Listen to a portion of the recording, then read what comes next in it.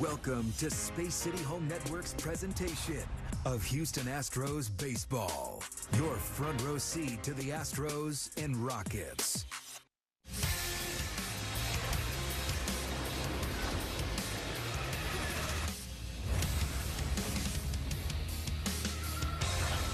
Welcome to the Astros pregame presented by Toyota. Tuesday evening baseball as the Astros and the Halos get ready to start a three-game series. The homestand continues. Astros looking for better results in the first third of this nine-game homestand. Tonight, Angels in town. First of three here at Daikin Park. First of three you can see here on SCHN. Lots to talk about coming up here over the next half hour on the Astros pregame presented by Toyota. Here's what's on tap. It starts with Mike Trout and the Astros hoping that history can repeat itself with Mike Trout, especially when the guy to his right, Cristian Javier, is on the mound, because he has had Mike Trout's numbers, and hoping to have another outstanding outing against the Angels. And Jeremy Pena trying to break out and heat up here in the second half of the month of August. All that and more coming up here on the Astros pregame presented by Toyota. Alongside Ryan Presley, I am Kevin Eschenfelder. Good to welcome you in. You know, we've heard it said how hard this game is to play. It's kind of hard to figure out sometimes, too. Astros with a huge win on Friday night against the Seattle Mariners, and you're thinking, man, time to coast through the rest of this series, and it just did not work out that way.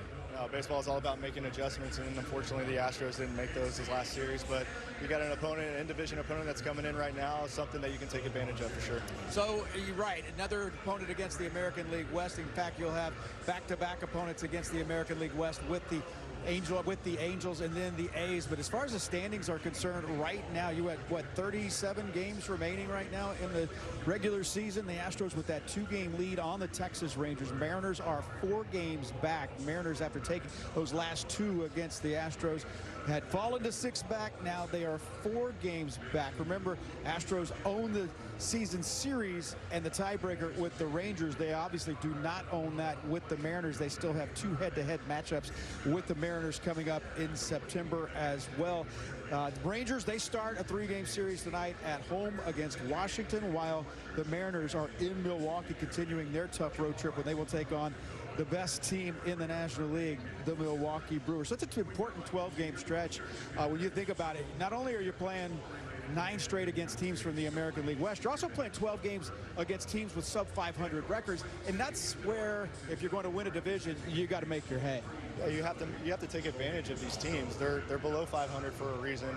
The Astros are playing really good baseball. Unfortunately, we lost that series the last time out, but it doesn't matter, because if we keep going out there and putting quality at-bats, quality pitching together, you're going to end up looking at the scoreboard and you're going to be 4 or 5 games up on the division. Yeah, a couple of road trips ago, the Astros were in Anaheim, where they swept a 3-game series against the Angels. And we got to look at the Angels and what they are at being good and what they are not being good. One thing that they are at being good at is getting swing and miss for their pitchers. One thing they are not good at is doing just the opposite. Their hitters are by far the highest as far as the American League is concerned, as far as swing and miss and whiff ratio. Yeah, the Angels have struck out 1,178 times this year. That's 3rd most in baseball behind the Pittsburgh Pirates. If the Astros pitching gets in a little bit of a jam tonight, whatever you're going to be, just go out there and look for a strikeout. They're striking out 1 in every 4 times. So if you get in a little bit of a pinch, go out there and throw your best stuff that you possibly can. Yep, 28% on both sides. Very big numbers, and the Astros hoping to take advantage of that tonight. Now, as far as this one is concerned tonight, you've got Cristian Javier. He is on the mound, and it's interesting how it plays out. Well, you watch Mike Trout and you think, man, the Astros have done a really good job against Mike Trout. And then you look at Mike Trout's numbers against the Astros, and you know why Mike Trout's going to be in the Hall of Fame not too shortly after he retires. But Cristian Javier has certainly had his numbers as far as a slugging percentage against Mike Trout with at least 15 at-bats. No one's been better against a future Hall of Famer. And Cristian Javier has this very unique arm angle. It comes down as a low arm slot, but it rides up on you. And Mike Trout has a really hard time with high fastballs. Cristian Javier, I think Mike Trout's 1 for 18 with 11 strikeouts against Javier. So hopefully he continues that dominance against him. Just don't miss out over the middle part of the plate or down and in. What's the secret to success with Mike Trout? Everybody talks about throw the high fastball, and he has a hard time getting to it and has a hard time laying off it, but that's easier said than done, right? Obviously, when you go out there and you're facing Mike Trout, he's dangerous at the plate. He's going to do some damage. He's a Hall of Famer for a reason, right? But if you go out there as a pitcher and you have the stuff that Cristian Javier has, which is living at the top of the zone, which he can do very well, it's a matter of getting at that top rail. If he goes above that top rail and Mike Trout puts him in that position where he's got to pitch to him down in the zone, that's where Mike's going to take advantage of him. But he's been doing so good against him this entire time, so I think that he's going to keep doing that. Absolutely. All right, Angels took 3 out of 4 from the Texas Rangers before this weekend. So you take a look at that lineup here tonight. It'll be Wade Meckler, followed by Mike Trout. Nolan Shawnuel, he's still in there as well, a dangerous hitter, as well as Zach Neto. Moises Ballesteros will be the designated hitter. Vaughn Grissom, he'll bat 6th. He will be at second base. 7-hole hitter Josh Lowe, he is in right field. Denzar Guzman is the third baseman, and Tyler Henneman is the switch hitting catcher. He will bat 9th as the Astros and the Angels getting ready to go in the first of a 3-game series coming up here from Daikin Park. Much more to come. We'll dig a little deeper on this pitching matchup and more. That's next here on the Astros pregame, presented by Toyota. What if you could have shades like these for a fraction of big brand prices? With Shavy Rays, you can. We're an independent company, so we do things differently. We offer high-quality polarized shades for a reasonable price, and we personally replace shades that get lost or broken. So far, we've racked up over 300,000 5-star reviews. I founded Shavy Rays so that we could have sunglasses that stand up to whatever life throws at us. Order now and get 20% off site-wide at shavyrays.com. The MLB app. Yeah, it's got game. This game. These games. All the games. Pre-game, post-game, and everything in between. This is baseball your way, with real-time stats, scores, breaking news, and custom content that hits every time. Because you choose the teams and pick the players you want to follow. So when they catch it on the field, you catch it on the app. Guys, stop what you're doing and head over to Fabletics, because right now everything is 80% off, including shirts, tees, polos, and shorts, pants, joggers. Perfect for the gym, office, or golf. Get 80% off everything right now when you sign up as a new VIP, only at Fabletics.com.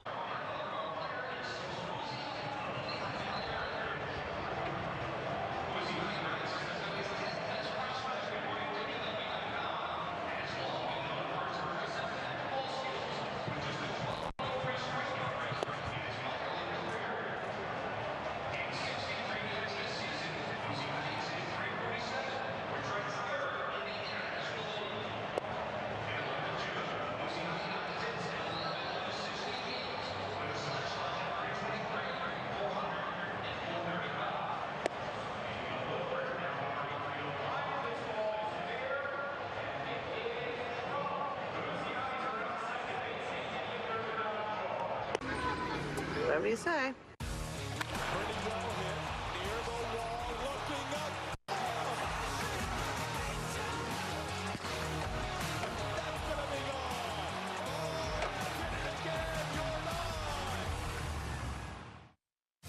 Astros pregame on SCHN is brought to you by your local Toyota dealers. Toyota, let's go places.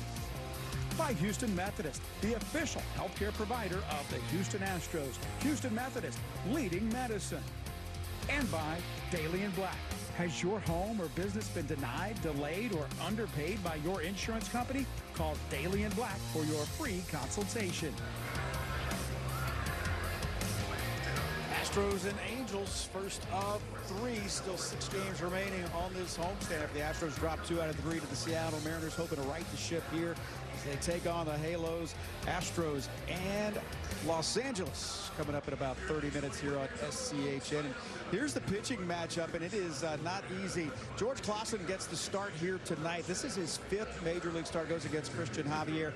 Welbert Aruña, who is really good last time against the Astros. Astros had to get into that bullpen, and that's how they were able to beat Aruña that night. That'll be against a pitcher to be announced. That'll be announced after the game, and I wouldn't be at all surprised, while nothing is official, that we'll see a major league debut tomorrow. Grayson Rodriguez, who's from Nacogdoches, he'll go against Peter Lambert in the finale of this 3-game series. Yeah, it's kind of the same lineup that we saw last time the Angels were out there. So, again, Walbert Urane has been outstanding this year. That's going to be the tough one tomorrow, but let's try to get on Klassen and get into that bullpen. Then if you can get to Urania, this is going to be a battle of the bullpens, and you go after him. Yeah, Klassen hasn't gone deep in games, but has only allowed 3 earned runs in his last 2 starts. Went 6 innings of 2-run ball, gave up 5 hits against the Rangers in his last start. As for Cristian Javier making a second and a third straight turn through the rotation is Cristian Javier. Last time he faced the Angels, he was out of the bullpen, and he came in and gave the Astros 5 shutout innings and allowed just 3 hits, hoping he can go to work and go to school on what he did against the Halos last time. Yeah, the Astros were in some bit of a trouble right there before Javier came in, but he was out there. He went 5 innings, struck out 7. I think he really found something during that outing, and he's kind of earned his way back into the starting rotation. So hopefully he can keep continuing building on that success against them today. All right.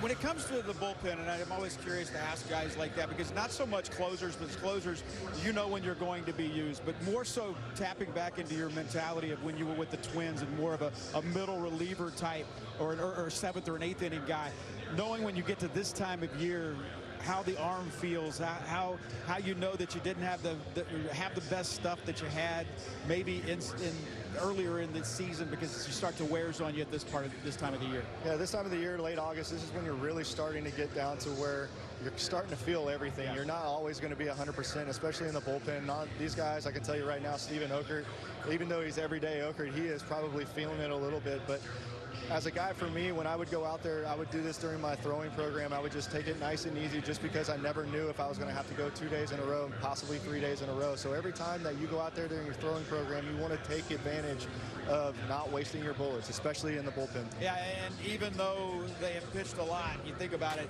how nice it has been the fact that you had a Thursday, Monday off day, and they're off every Monday in September as well. This is the first Monday off day, with the exception of the All-Star break, that the Astros have had since April. So Souza, Brian Abreu, Josh Hader, and Okert, they all worked on Sunday, but everybody should be good to go here in this one today. Yeah, everybody's fresh, and just in case if Cristian Javier gets into a little bit of trouble, you got Tatsu Imai down there, you got Blue Ball down there, who haven't thrown since Wednesday, so you have some serious length in the bullpen.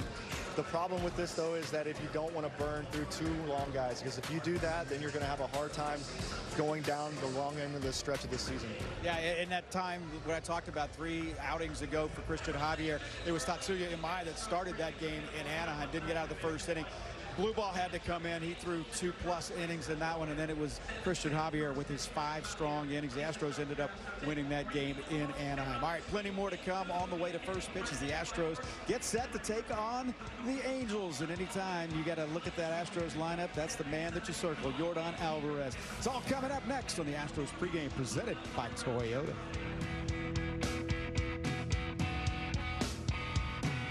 I never considered myself an alcoholic, but drinking affected my job, health, and relationships. A powerful medication helped me take back control. Now I no longer feel the urge to drink, and the same pill that helped me could help you. Text TV5 to 710-710 to learn more. Every game night is a chance to go big with MLB Big Inning.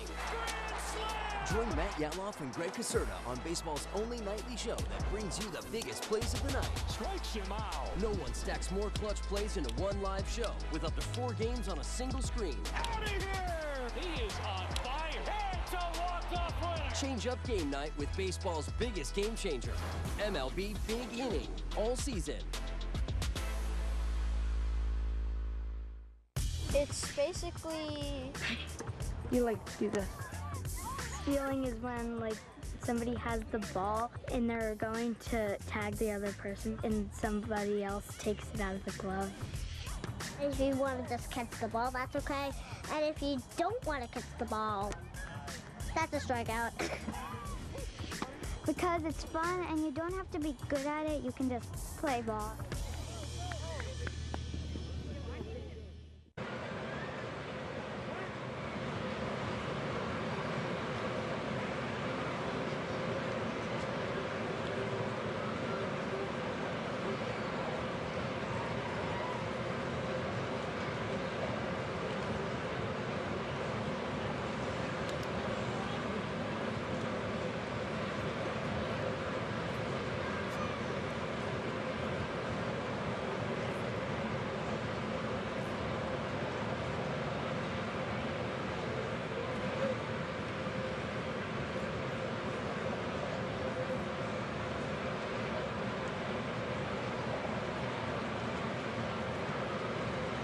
We'll see y'all on the first tee. Summer is just better. Built for big moments. With baseball. Oh, third strike. The Astros with a no-hitter. Download today at SCHNplus.com. Astros pregame on SCHN is brought to you by Big City Wings. Sports, beer, and great food. Houston's wing joint is Big City Wings. By Reliant. Make your move with Reliant. That's power your way. And by Gallery Furniture. Buy your furniture today. Gallery Furniture delivers free tonight.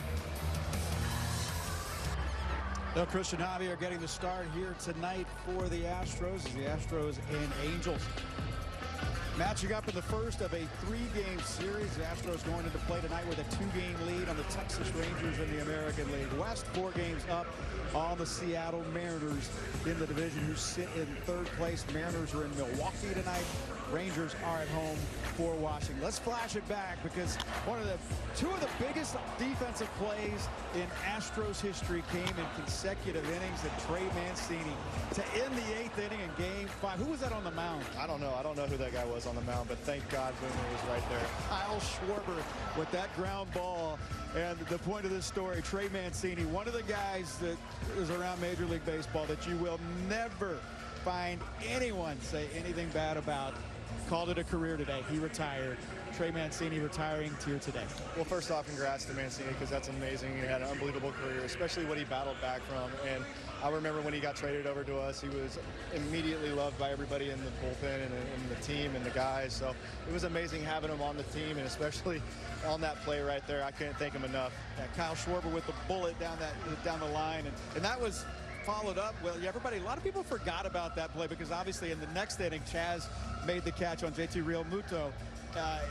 So people forget about how important that, because Trey Mancini just kept that game where it was by knocking that ball down at the bag. Yeah, maybe the pitcher shouldn't leave it over the heart of the plate so often, and we don't have these problems. So, but again, yeah, I'm so happy for Trey. I hope he enjoys his next endeavors. Yeah, said the greatest postseason closer in Astros history.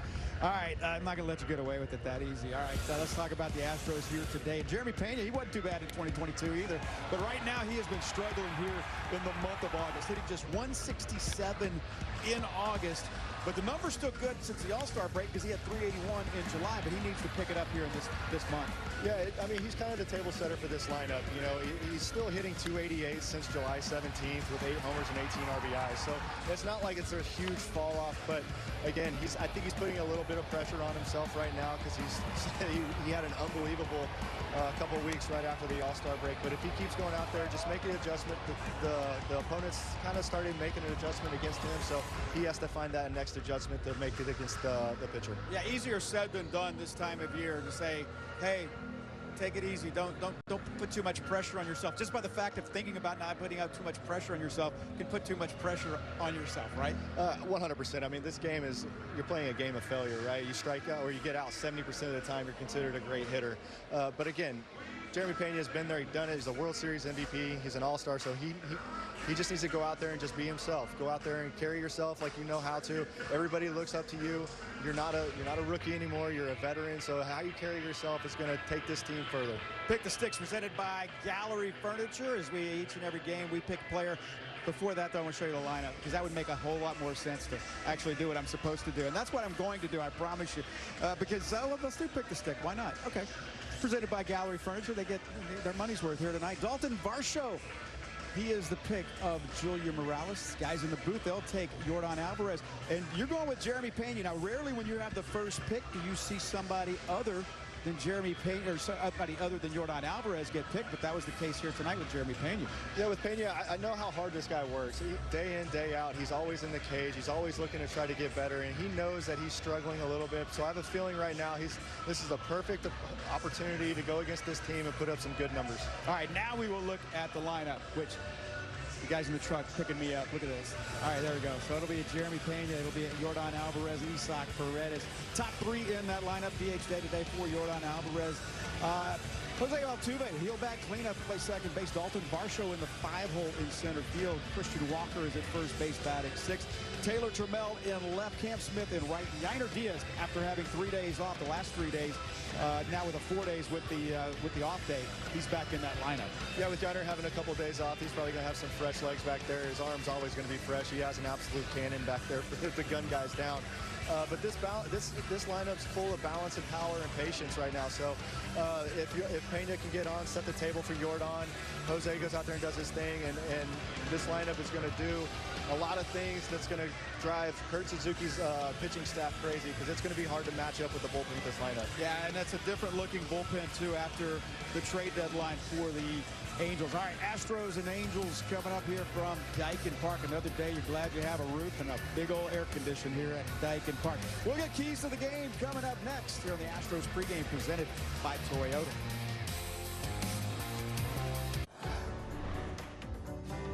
Well, it's a MLB legacy project. With MLB this year, they're trying to do a volunteer project that gives 250,000 volunteer hours. So lucky enough for me that, our Boys and Girls Club is here, and here we are today doing the volunteer work, being one of the beneficiaries during All-Star Week. It's amazing. It's about giving back. It is our primary goal to leave a legacy behind. It's together with our fans, our players, and our clubs that we're able to make a difference.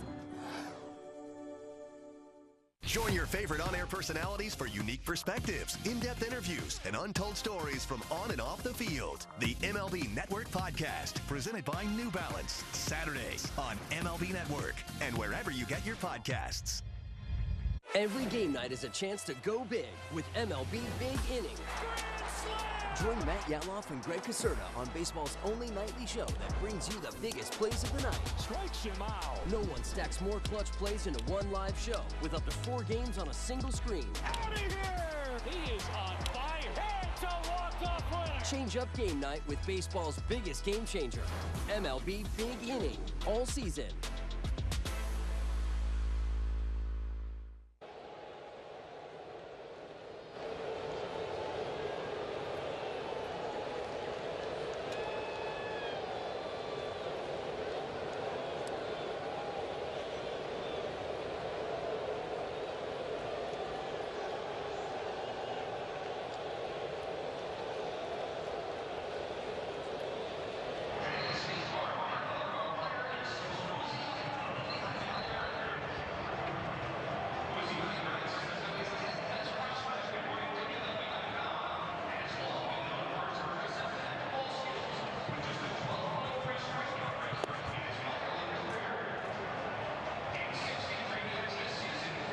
Years and many more at the ballpark.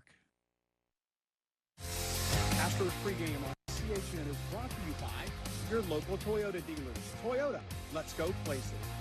By Steve Lee. Car or truck accident? Call attorney Steve Lee at 713-CALL-LEE. And by Uber Eats. Order the burger joint, Houston's best burger on Uber Eats. So as the Rangers start a 3-game series at home against Washington and Seattle starts a 3-game series at Milwaukee, here's what's coming up for the Astros. This 3-game set with the Angels and then the A's in for 3. Off day, and then it is 6 straight days in New York City, starting in the Bronx on Tuesday, the 25th. That'll take us just about into the month of September. Not an easy chance coming up, or easy schedule coming up at all with the Yankees, the White Sox, a couple of first-place teams on the horizon. White Sox and the Diamondbacks will welcome us into the month of September. Time now for our Jack in the Box Dugout Report. Here's Joe Espada.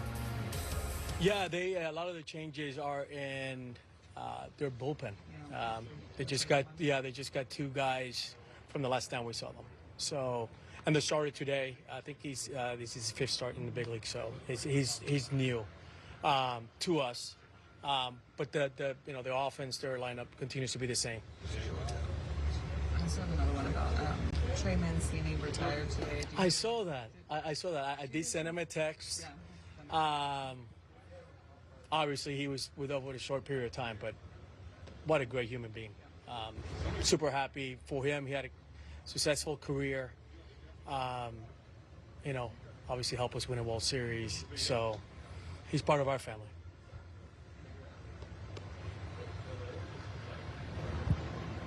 Coach, do you just like the way you guys are playing right now? What are you seeing from the team? Yes, I do. I do. We We got two important series here at home before we head out on a long journey here, 13 games straight. But yeah, we're playing well. Despite the series loss against the Mariners, I think we're playing well. But we have to take care of business. I think offensively there's some things that we could tweak and score more runs, be more efficient with our approach, be more on base, opportunities to walk and move the line. So we're making some adjustments but I do like overall we're going about our work. He was talking about Trey Mancini. By the way, Trey Mancini's last multi-hit game comes against the Houston Astros back in June. So there you go. That's Trey Mancini. Wasn't an Astro long, but it certainly was impactful. So Ethan Pecco has been added to the Astros taxi squad. So you do the math there. And there has not been a starter that has been announced for tomorrow's game. So yeah, there you go. Josh Hader looking for his 500th career appearance and hoping he comes in to save here today where he can lock things up. And there you see the numbers as far as the Astros. They have won 6 out of 10 against the Angels this season. It's an important stretch right now. It is. You got a pretty tough lineup or a tough couple games coming up. So this is the opportunity that you need to start padding your lead a little bit in this division. That way you can look back. And if you have a couple of games, you're not going to panic a little bit. So how do they get that done? Let's go to our keys to the game presented by Toyota. Yeah, don't scoreboard watch. If you go out there and you just keep looking at the scoreboard, seeing what other teams are doing, you're not really focusing on your job and getting your things done. And if you go out there and try to get into their bullpen, this guy's new into the league. It's somebody that you can take advantage of. So get into their bullpen, really set yourself up to win this series. Yeah, nobody can catch you if you win. You take care of your business and you don't have to worry about anybody else, right? All right. Astros and Angels coming up here from Daikin Park. First of this 3-game series. Todd Callis, Jeff Blum, Julia Morales, they've got the call of the game. It's Big League Baseball coming up right now here on SCHN. Hey. Hi. Could you please submit your expenses today? You have those expense reports? Hi. Can you submit those receipts?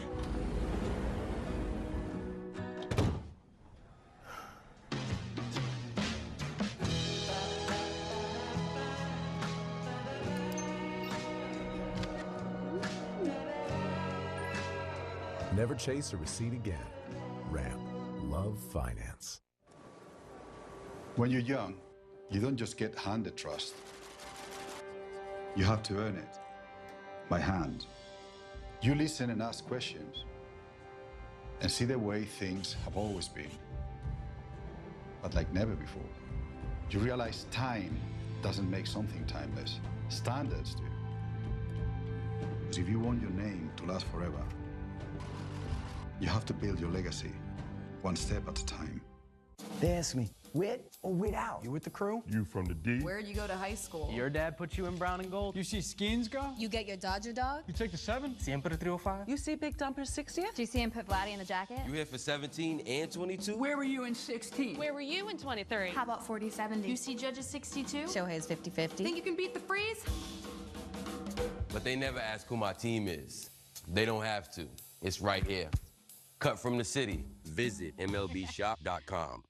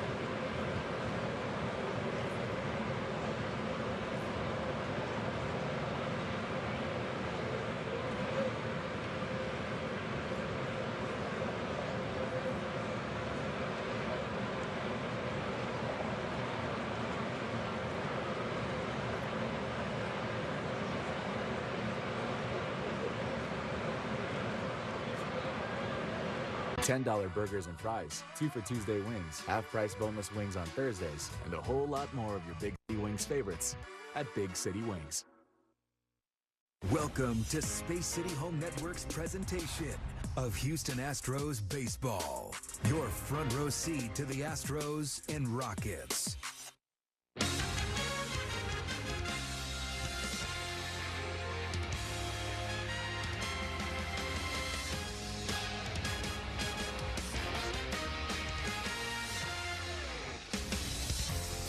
It is Daikin Park, the site of tonight's kickoff to a 3-game series against the Angels. Middle series of 3 as the Astros are in the midst of a 9-game homestand, losing 2 out of 3 to Seattle, but still have the lead in the AL West by 2 over the Rangers and 4 over the Mariners. Hi, everybody, and welcome. I'm Todd Callis alongside Jeff Blum. Glad you could join us for a night of Astros baseball. Blummer, there are 2 teams in the major leagues with a winning percentage under 400. The next 2 opponents for the Astros, the Astros need to stack some wins right now. They need to stack some wins. We're all counting on you, now that you're back in the booth, to go out and get those W's. But, yeah, we've got the band back together, and it's time for the Astros to band together and pick up some wins against teams they're supposed to be. Speaking of schedules, let's look at the schedules for not only the Astros but the contenders around them for the next few weeks, because the Astros really have the advantage in terms of who they're playing versus the Rangers and the Mariners.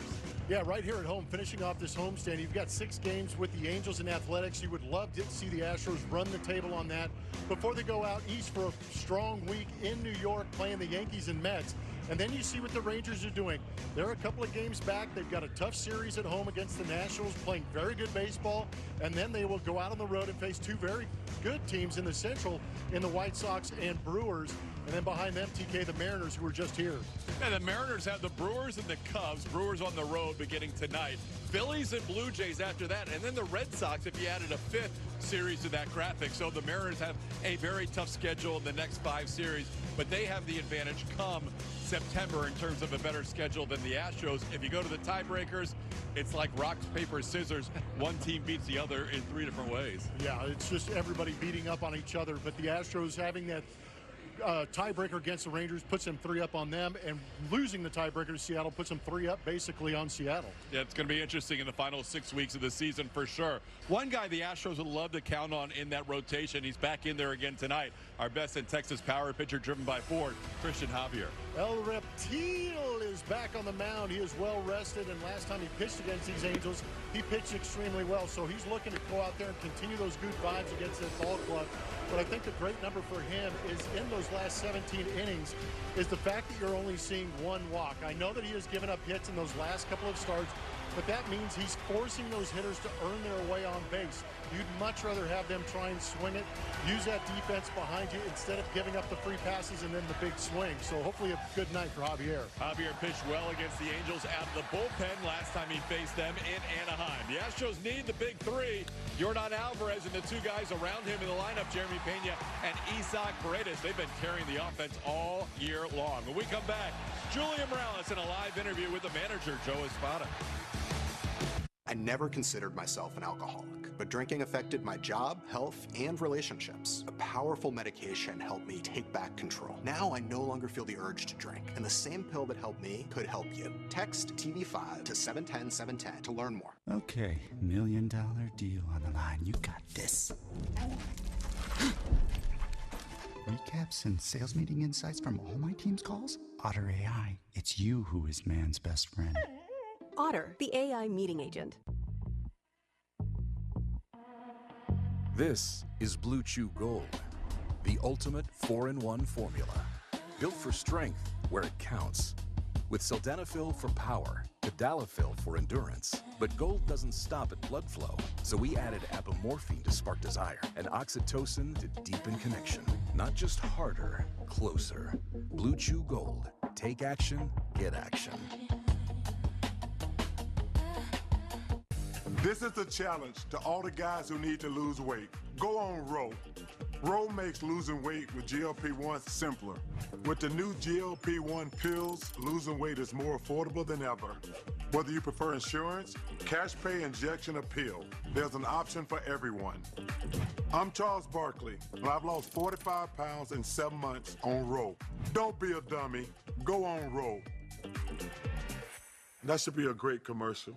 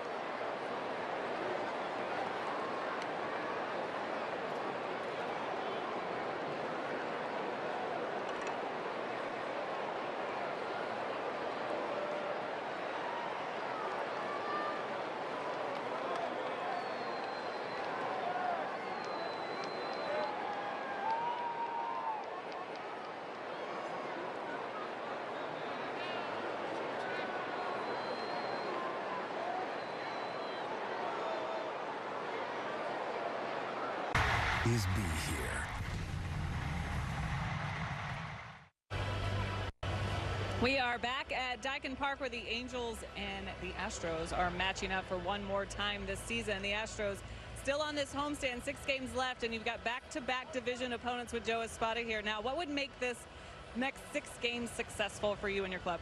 We got to go back to our fundamentals offensively. I think that we got away from our approach a little bit. I would like to see the guys just be more selective and passing the baton, and getting a good start to it from Javi. We need Javier to step up and show the Javier that we've known for many years. So that today it's a very important game for us. Well, following up on Javi, there were some positives maybe with the fastball in that last start. What do you want to see more of today? Yeah, the fastball is coming. It's just mother off speed, getting his slider over, his changeup down under against some other lefties, and just continue to compete. The stuff is there. His last outing against the Angels, it went 6 innings, 7 punch-outs, so a repeat of that will be great.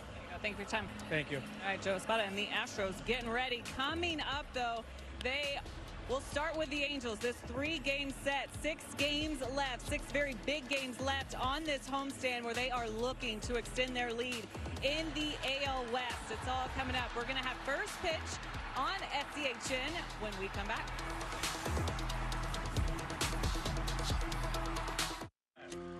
This 10 seconds, guys. Let's have a go up. At MLB Network, we're always on the move because baseball doesn't just travel, it transforms. This is how we should do a show every day. And we're there to meet the moment wherever the game goes. Regular season. Welcome to Cooperstown. All the stars are out in Atlanta, Georgia. Postseason. Can you believe what we just saw? Whoa! Every season. This is unbelievable. This is MLB Network, the home of baseball. Join your favorite on-air personalities for unique perspectives, in-depth interviews, and untold stories from on and off the field. The MLB Network Podcast, presented by New Balance, Saturdays on MLB Network and wherever you get your podcasts. Do you dream of seeing all 30 ballparks? Really a special place. People are excited for the game. We've got you. For the first time, MLB and T-Mobile offer you a chance to win trips to all 30 stadiums. Yes, all 30. What a treat. The views. This is so much fun. The food. It's a fiesta here at the ballpark.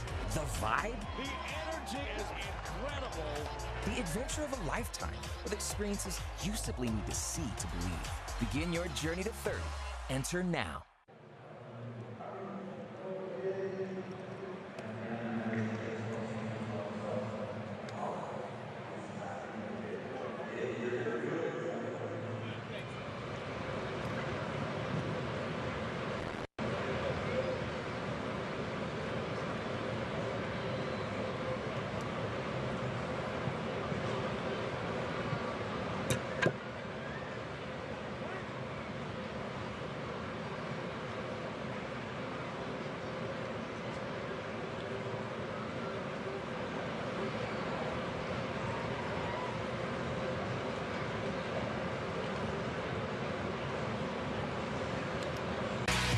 Houston Astros baseball on SCHN is presented by La Lechonera. Flavor that bats 1,000 all year long. By American Furniture Warehouse, styling homes with quality furniture for less. And by Jack's new Philly-style bonus Jack combo. Shaved steak, grilled onions and peppers, and melty cheese starting at $4.99. Astros and Angels. Astros have won 6 of 10 meetings so far between these two teams. Final 3 coming up in this series at Daikin Park. There's going to be a lot of new names in that lineup for the Angels. One you're going to recognize is Mike Trout. Wade Meckler's going to be leading off. Nolan Schanuel, Zach Neto, Moises Ballesteros is going to DH. There's that name we highlighted, Vaughn Grissom.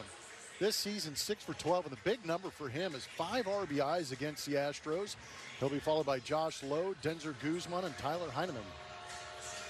They'll be facing Cristian Javier, working on 8 days of rest. He last pitched a week ago Sunday in San Diego, went 5 innings of 8-hit, 4-run baseball. Last time he faced the Angels was out of the bullpen. That was also his last relief appearance. It was on July the 27th. 5 innings of 3-hit shutout baseball against the Angels, struck out 7. And Blummer mentioned his command.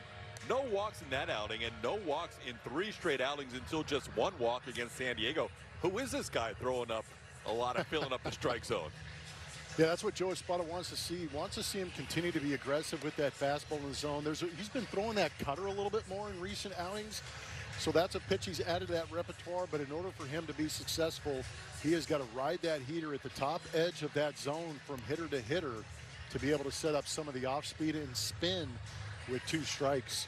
Even at Cristian Javier's best, when he was throwing no-hitters in the regular season at Yankee Stadium in the postseason against the Phillies, he never would go 4-game stretches with only 1 combined walk in those 4 outings. But that's where he is coming into tonight. We'll see if it continues against this Angels team.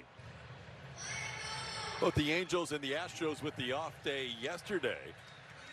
The Angels come in with a record of 49-76, tied for the worst record in baseball, along with the A's, who will follow the Angels in beginning on Friday night for a weekend series.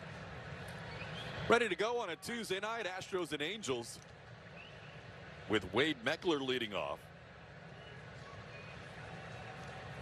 Meckler having a great rookie season. The Anaheim native playing for the team he grew up cheering for. Goes after the first pitch and pops one high in the air. Jeremy Pena leisurely jogs to his right and puts it away. 1 pitch and 1 out. The player to watch is presented by Jack in the Box, and there he is, the veteran Mike Trout. How about his numbers against Cristian Javier in his career? 1 for 18 and 11 strikeouts, 0 extra base hits. Combine that with how he plays inside this ballpark, it's advantage Cristian. Cristian Javier is the kryptonite for Mike Trout in his career to this point. And of those 11 strikeouts, Plummer, they all have the exact same theme. Yeah, this is insane. Statcast 3D powered by Google Cloud is going to show you how he has gotten those strikeouts.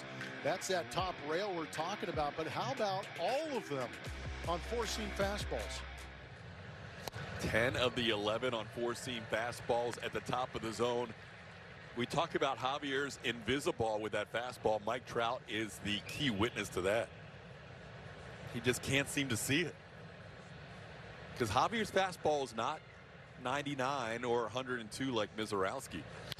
But this ball he puts in play on the fastball. It's a little pop-up into right field that Cam Smith will track down. So that's a win for Trout, at least not swinging through the fastball, but he's out number 2. How about the Astros starting defense tonight? It is presented by Xfinity. Behind the plate is going to be Yainer Diaz. He caught the final game against the Mariners on Sunday. On the infield, Paredes, Pena, Altuve, Walker, your normal foursome. Taylor Trammell in left. Dalton Varsho is your center fielder, and Cam Smith you saw make that play on Mike Trout. He's in right. Now Nolan Schanuel, who's been the hottest Angel for the last month and a half, takes the first pitch in for a ball, 1-0. Schanuel hitting .330 in his last 31 games, has always hit well against the Astros, a career .324 hitter against Houston pitching.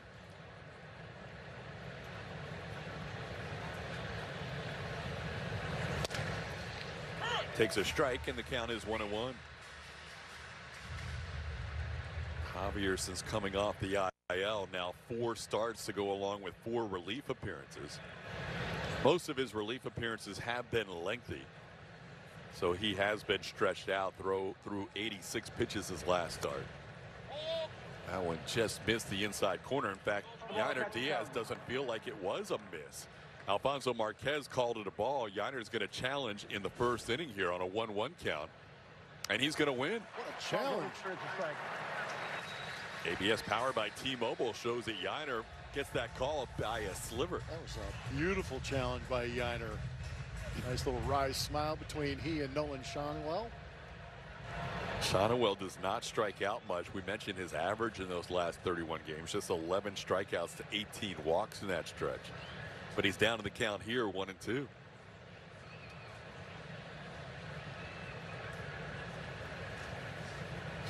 Tries to hold his swing, and no swing, says the third base umpire Malachi Moore.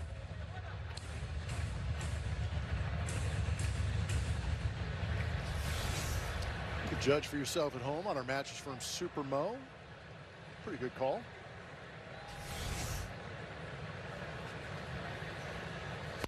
Now put in play, looping foul, and the count stays 2-2. 62 strikes for Cristian Javier in his last start against San Diego in 86 pitches. Having more than a 75% strike percentage is something we're not used to with Cristian Javier, but he filled up the zone that day. This ball in the middle of the diamond and caught by Jeremy Pena. A little soft liner that Pena snags for the final out. Astros coming to bat in the bottom half of the first inning. It'll be Pena. Then the MVP leading candidate Yordan Alvarez, followed by Isaac Paredes in the bottom half of the first. When your home has hardy fiber cement siding, it becomes the home neighbors want. They might not ask, how is this siding so durable? But their faces will, which is your cue to proudly say it's hardy fiber cement. And those looks are them wondering, is it always this beautiful? Yeah, it even holds its own against hailstorms, which will get them thinking about upgrading their own siding. James Hardy, what the best are made of. TimberTech looks so much like wood because we really study wood. That kind of nuance you just can't achieve without pushing the boundaries of what's possible technically.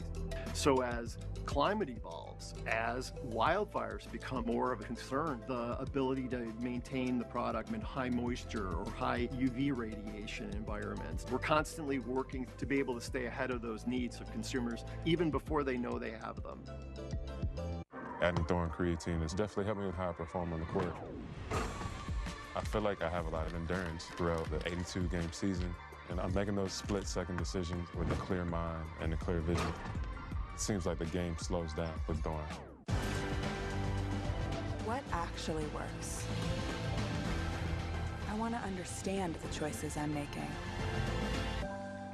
Now I know. Thorn. Now only on digital. The Astros starting lineup is presented by Whataburger. Jeremy Pena at the top. A home run last Sunday going to the opposite field. Then Yordan Alvarez, Isaac Paredes, Jose Altuve, Dalton Varsho, Christian Walker, Taylor Trammell, Cam Smith getting back in there, hitting 8th. And Gainer Diaz rounding out the Astros lineup. They're going to face the rookie right-hander George Klassen, 24-year-old, making just his 5th major league start. Started the year in April, getting a couple of starts. This is a first pitch swing by Pena, nothing new by Jeremy. He goes after more first pitches than anybody in the Astros lineup. How about the stuff we're going to see tonight from this young right-hander? Yeah, Pena is always on the hunt. You're going to see some fastballs from Klassen. He's averaging 96.4 miles an hour on that fastball. Has a changeup, mostly to lefties, and the slider mostly to right-handed hitters, and he comes straight over the top. Struggled his first couple of outings in the big leagues in April and then was sent back down and called up this month. Now making his 3rd start of the month. Things have gone better this time around, including his first quality start, his last outing against the Rangers. This ball hit high in the air into left field. Wade Meckler, the left fielder, in a few steps. And Pena flies out to start the bottom half of the first.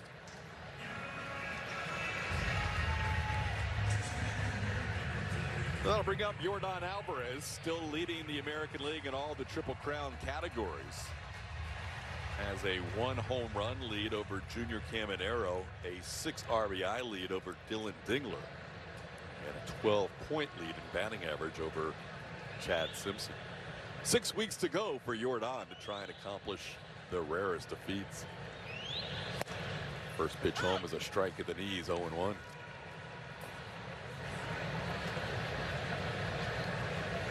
First time pitching against the Astros for Klassen, so all these guys seeing this right-hander for the first time. Did face Sugarland while winning pitcher of the month in the PCL. But none of the Astros on the current lineup were at Sugarland at the time. It's now an 0-2 count on Yordan. Big man likes to get that anchor foot locked in, and he's having trouble finding the footing back there. He's been digging away at that thing, hadn't he? That back foot slips as it might have on that last swing. He is not a happy guy, so he wants to make sure he gets that back of the plate locked in. I'm going to dig until I get comfortable. Back in there, yeah.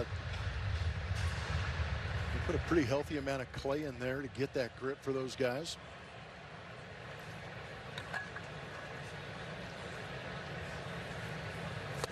Down on strikes, Klassen in his first ever matchup with Yordan Alvarez does not throw him a pitch out of the zone and strikes him out for the second out. Shiner spotlight falls on Isaac Paredes, doing a good job in the last week. Swinging the bat, .417, his slugging percentage at .583. He's picking up Yordan. When he's not able to drive him in, he's picking up 7 of his own in those last week's worth of games. He also puts together some incredible at-bats. Nice having him behind Yordan. That's been so huge during this run for Yordan, especially second half of the season, is how good Paredes has been behind him. Yordan still seeing a share of intentional walks and probably will in this series with the Angels walking him intentionally 6 times this year. But Paredes at least gives them a little bit of pain behind Yordan in those times when you do intentionally walk. Yeah, it feels like the worst case scenario is that if you do get Isaac out, at least he's going to see a minimum of about 5 pitches per the at-bat. So you can extend those ABs and put a couple extra pitches on some of these pitching staffs.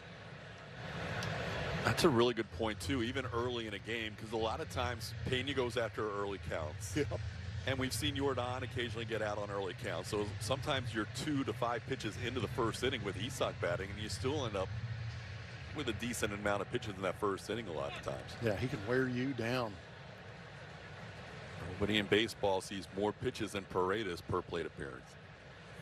As he takes another one down, and Klassen, who did walk a lot of batters in his first 3 major league starts, a total of 14 in a total of 8 2/3 innings. Much better in his last outing, but walks have been an issue for him earlier in the season. Walks have been an issue for both of these ball clubs at the bottom of the pitching statistics as far as walks per 9. That's going to be a ball up, as you heard the home plate umpire Alfonso Marquez on our home plate microphone. So Paredes draws a 2-out walk, and just as we mentioned it, there's an extended inning with a walk. Where was that pitch on our UTMB Anderson strike zone? It actually caught the top. Tyler Heineman hesitating, didn't have faith in what he thought he saw. Yeah, that could have been overturned, but it'll be Paredes drawing his 47th walk of the year. Here's Jose Altuve. Altuve having a good homestand, 5 for 12 in that series against the Mariners. He hooks one foul, 0-1.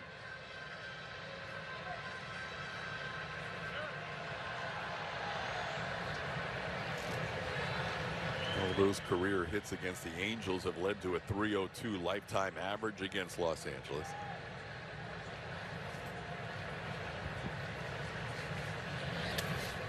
That's way outside. It's 1-1.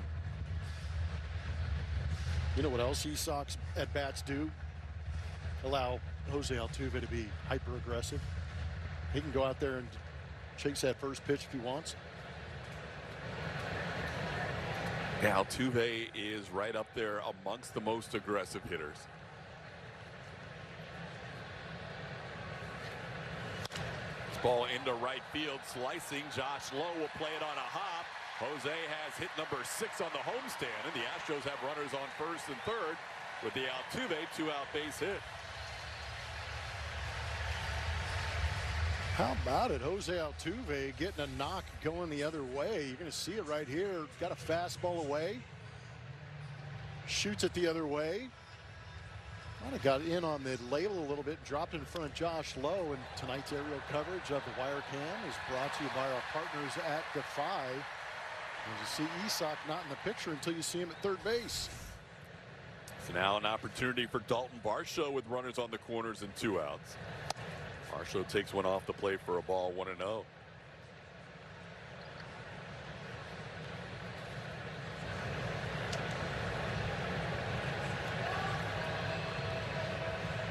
Dalton very familiar with the guy behind the plate for the Angels. They were teammates for a large part of the season with the Blue Jays, he and Tyler Heineman. As he takes a pitch up and away, it's 2-0. There's Heineman, who spent most of his season with the Blue Jays and then traded to the Angels on June the 17th. He's going to go out and have a word with his young right-hander. He got 2 quick outs. He struck out Yordan Alvarez, and then a walk and a base hit. It put him in a little trouble. Now a message from Buick GMC.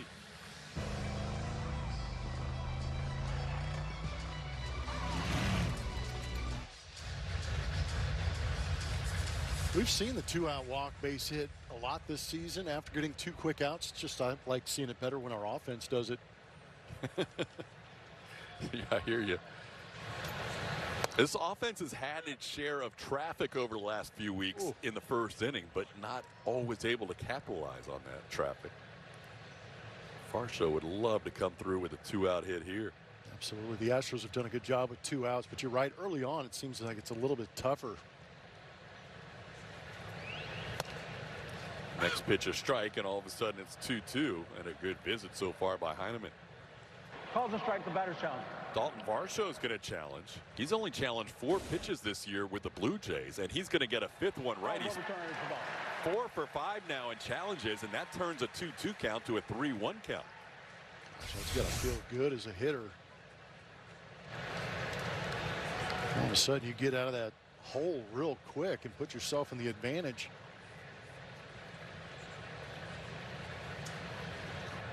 Varsho now with a 3-1 count. Christian Walker on deck with 2 on and 2 outs.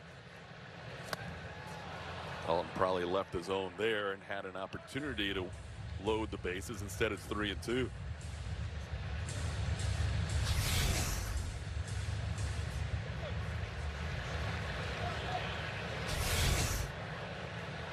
So Altuve will be moving from first. Just like you mentioned early in this inning, the Astros went from what could have been a low pitch count inning to all of a sudden now to be 20 pitches for Klassen. Thanks to Isak, Paredes, and others. Another one down in the dirt. We need to talk about soda because the end of the inning. So Dalton goes after the second and third, strikes there and strikes out to end the inning. Astros strand. With Kalshi, you can trade on anything. Man, tell them something they don't know. Like I'm from Greece. Look at Gallo!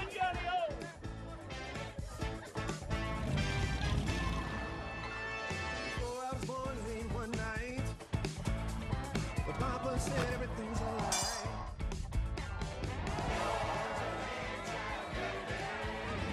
Hello, campeón.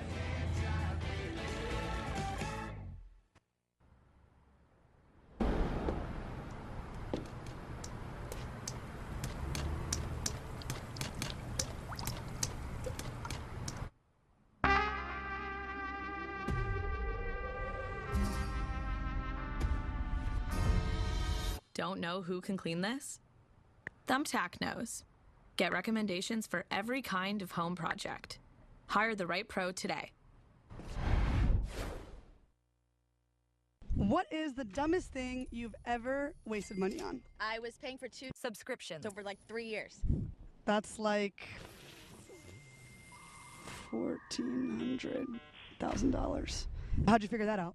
I saw an app that shows you all the monthly subscriptions. Look at tonight's Chevy Stropole. We just had Hall of Fame weekend this past weekend with the Mariners in town. So which Astros pitcher would you like to see in the 2027 Astros Hall of Fame?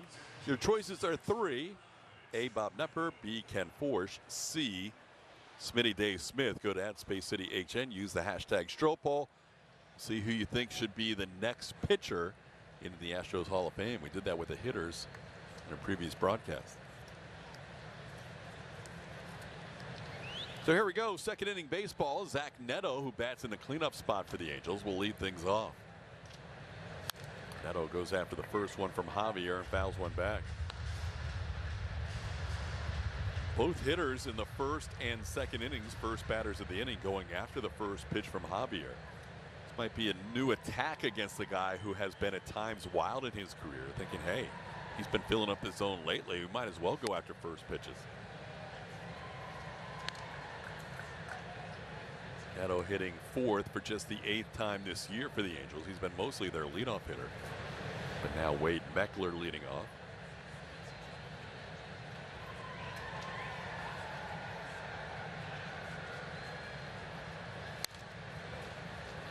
One foul back, and Cristian gets ahead 1-2. Javier faced the Angels in that crazy game that the Astros won in Anaheim, where Javier went 5 innings of 3-hit shutout baseball, and then the Angels defensively imploded in the 9th inning. as the Astros came from behind to win that game. There was 1 hit in that inning, 2 hit batters, 2 errors, and 2 walks that allowed the most improbable of 9th inning rallies against the Angels, but it was all because of Javier's 5 shutout innings that allowed them to win that game. Yeah, kept them close enough, long enough for them to be able to allow the Angels to give them that game. Seen 3 games this year where the Astros have been down to a last strike and were able to fight back and win. That was quite a win on Friday. Yeah, that was incredible. They were down to their last strike twice, I think, in that game. Altuve was 0-2. Altuve was 0-2, and I believe Varsho was too. He was 1-2. Got down to his final strike. Altuve's pitch was way off the plate. Yeah, his stature, I'm not sure how he got to it. He's got the extendo bat sometimes. And then Varsho did a good job going the other way. There's a swinging strike, and Neto down. Major League lead or American League leading 172 strikeouts for Neto. Good sweeper.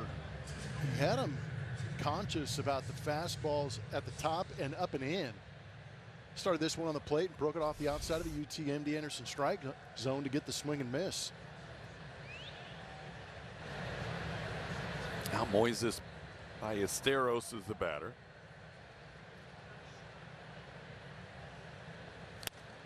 Ballesteros coming over from the Cubs at the trade deadline. All those power numbers came with Chicago, the 6 home runs and the 23 RBIs, all in a Cubs uniform. So far with the Angels, he's got 6 singles and 43 at bats. That one off the plate, 1-1.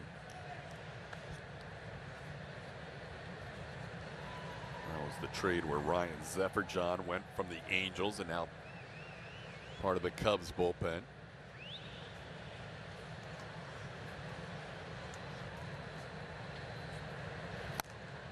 That one's off the plate, 2-1.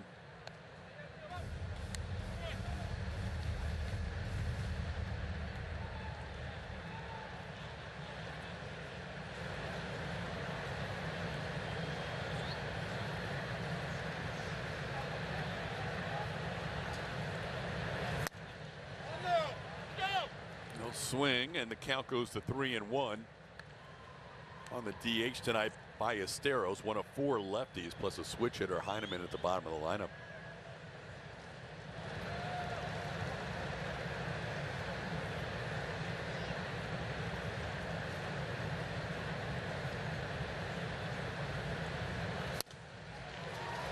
It's the high fastball, now the count's full. There's a really good visual on the fastball and how it works at the top of the zone in a hitter's count. That's Ballesteros sitting on the heater, 93 miles an hour, and he can't get to it.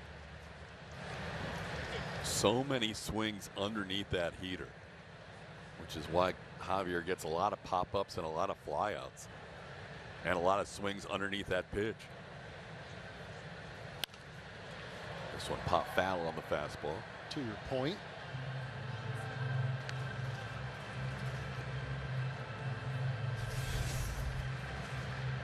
There's that 4-seam right at the top, and you can see just a tick behind it is Ballesteros, but that's what TK's talking about. They can try like crazy to try and get on top of it.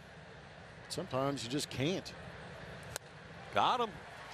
Ballesteros, after a 3-1 count, goes down on strikes. Javier's second strikeout, back-to-back hitters.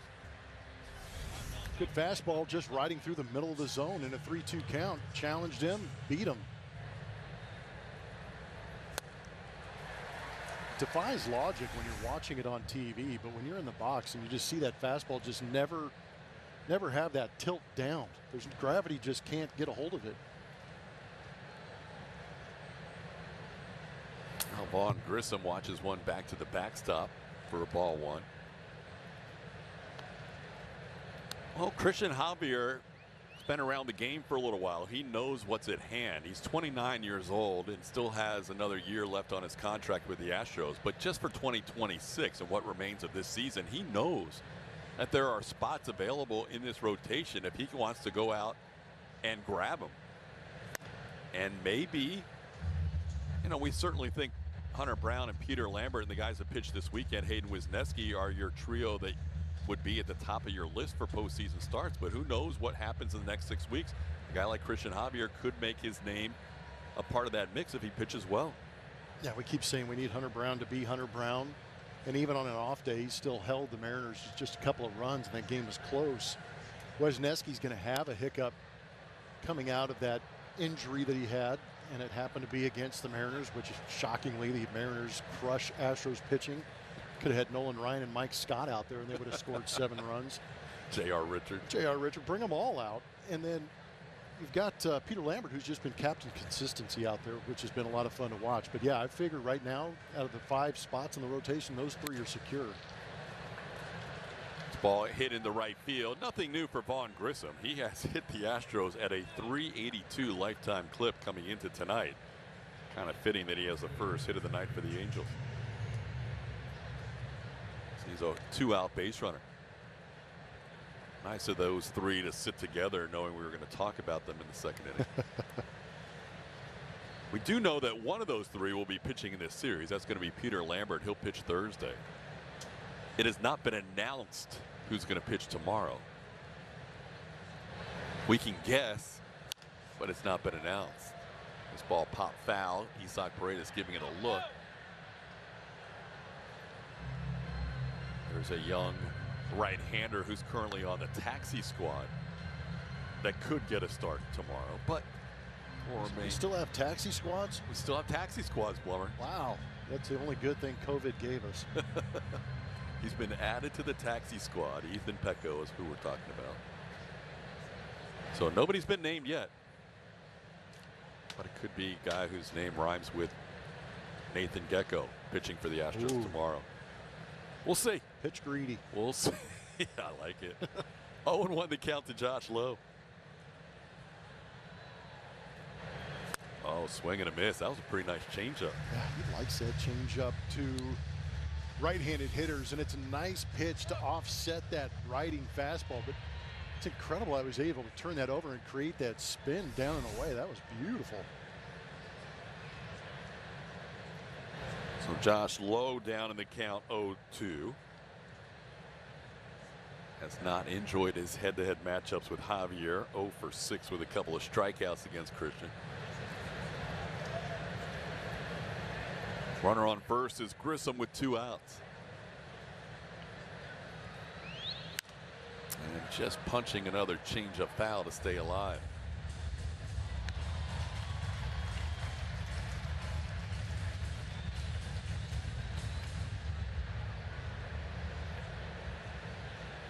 Angels starting a swing through the state of Texas. They'll play 3 here and then 3 in Arlington against the Rangers over the weekend.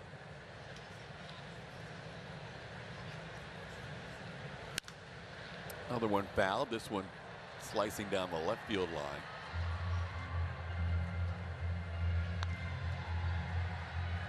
Another outing for Javier, where he has early on thrown more than 2/3 of his pitches for strikes.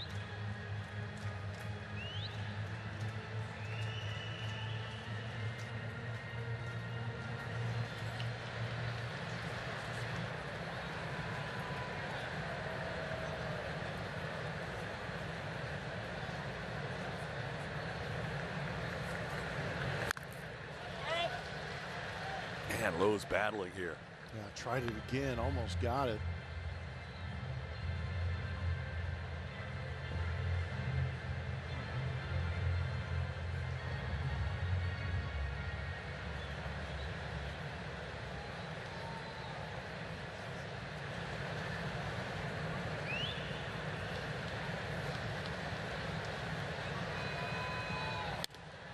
That one missing up. It's 1-2.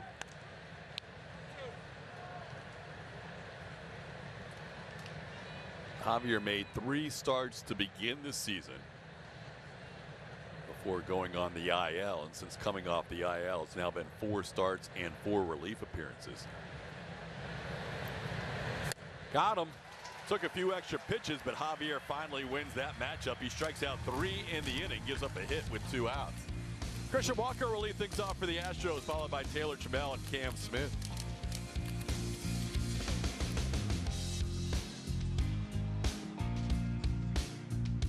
Feeding my dog on kibble has literally changed our lives. I love Spot and Tango and kibble because this, I don't have to put this in the fridge.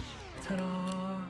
There's real pieces of meat within each bag. This is literally a salmon chunk.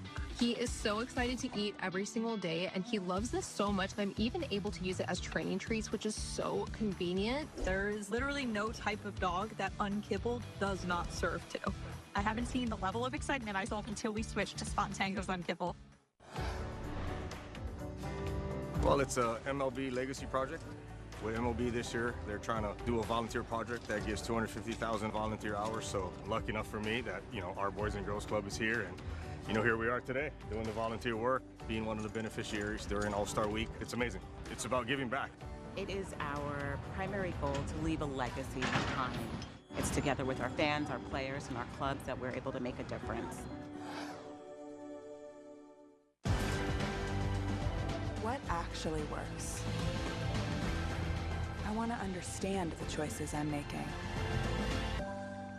Now I know. Thorn.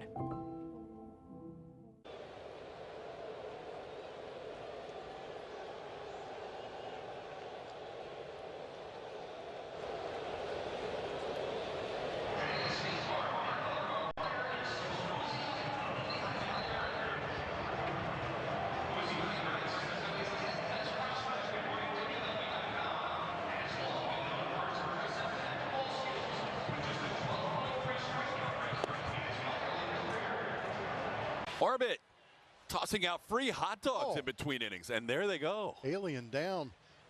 What just happened? Full yard sale. So normally it's only $1 for a hot dog, but he was handing out free ones, which saves even $1 tonight. $1 dog night every Tuesday here at Daikin Park. Astros take on the Angels here, game 4, this 9-game homestand. Christian Walker leads off and has an 0-2 count.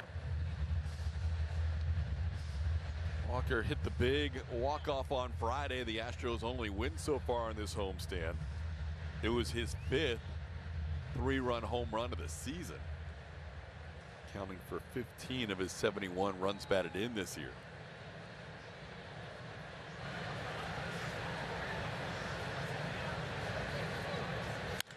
Puts this one in play, and it's a pop-up. Denzer Guzman, the third baseman, will stay with it and make the play in front of Neto for the first out.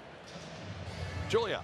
Hey, TK. Welcome back, by the way. Thank you. Also, Dugout Report I have presented by Jack in the Box. Now, this team has been playing very well. We've talked a lot about it, but a tough series against Seattle. Right here is a chance for them to bounce back. Joe Espada said, while we have been playing good baseball, there are some things I'd love for our offense to tweak, talking about the approach that he'd like his team to have going into this series, and of course another big series on this homestand before heading on the road for a big week against both New York teams in that stretch. So he's looking for some adjustments to be made, and he also said every series at this point is going to be important. It's just that time of year.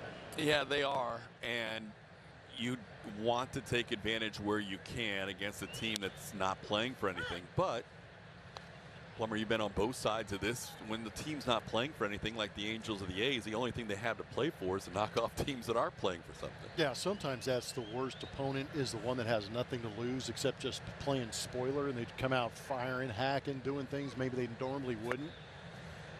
But as that veteran team like the Astros, who have been in these situations before where they've been trailing and hunted down who's in front of them, or they've been in the lead and been able to hold on to it, there's a lot of experience to draw from. And even though this weekend was disappointing, I really feel that these guys aren't in panic mode in that clubhouse. They've got kind of a slower heart rate than some of these other teams who might be in competition for a wild card or a division spot. But to your point, they also know exactly who they're playing and the opportunities that are in front of them. These next 6 games at home are winnable and should be very winnable. All 6 of them. You got a tough opponent tomorrow in Urania. But at the same time, you put together at bats and get into that Angel bullpen, you give yourself a chance. Trammell down on strikes. The right-hander George Klassen so far with 3 strikeouts of his first 5 outs tonight. Now he'll face Cam Smith. And that next trip to New York, we've talked about how good the Yankees have been most of the season, and they've always had one of the top 2 records in the American League along with Tampa Bay as the year has gone along. But the New York Mets are starting to play better baseball lately. This ball hit in the air towards left. Got in on him a little bit, and that'll be a play for Wade Meckler. And that's a 1-2-3 inning for Klassen. We head to the third, still a scoreless game on Dollar Dog Night.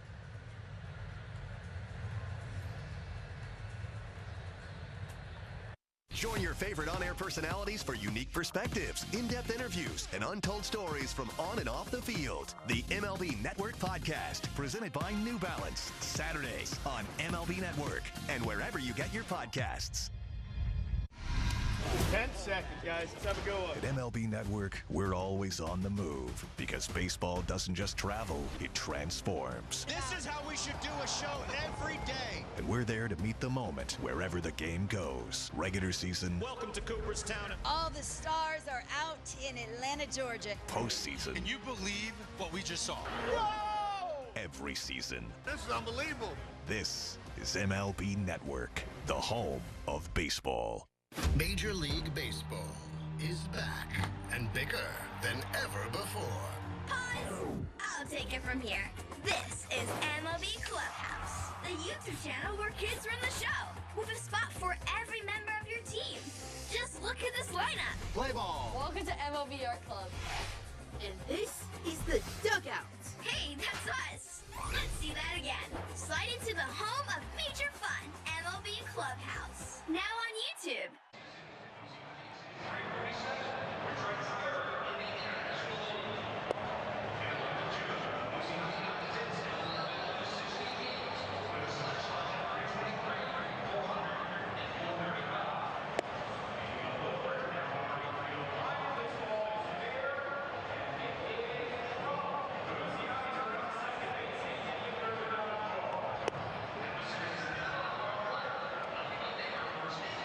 Rookie Carlos Correa drove in the winning run. That was in the 13th inning. So back-to-back walk-offs. Post-game, I read where Jose Altuve called Correa the best player in the world. The most Altuve quote ever. Also, we got to give a shout out to Evan Gattis, who had a game-tying hit in that second walk-off. He turned 40 years old today. Happy birthday to Gaddy. Gaddy's 40. We should play all 11 of his triples. Yes. In honor of his 40th. How did we not think of that? Happy birthday, Gaddy. Happy birthday, Gaddy.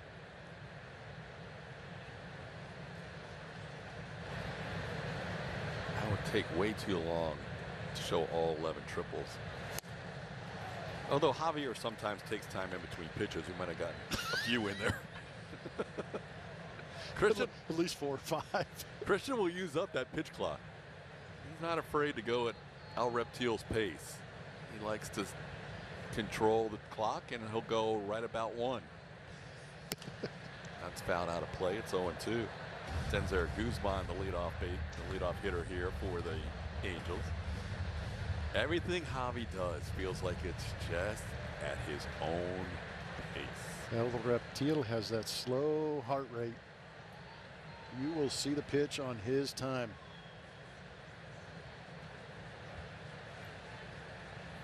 That one down and away, 1-2. So far, only one base runner against Cristian in 2 innings of work. It's a 2-out single by Vaughn Grissom.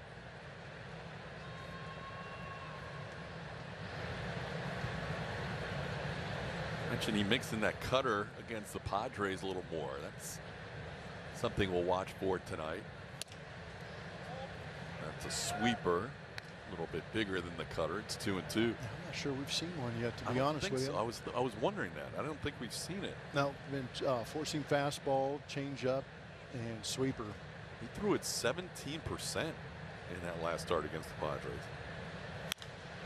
They got some big right-handed hitters in that lineup, so I wonder if that kind of influenced the usage a little bit. Got a pretty even lineup from Kurt Suzuki today with the Angels. It's very militant. Left, right, left, right, left, right. Denzer Guzman made his 2026 debut against the Astros on June the 8th. He's been their regular third baseman ever since.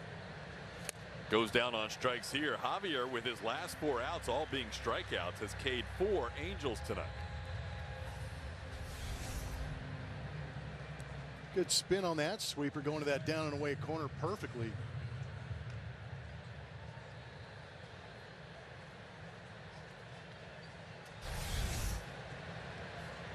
Well, Tyler Heineman will bat.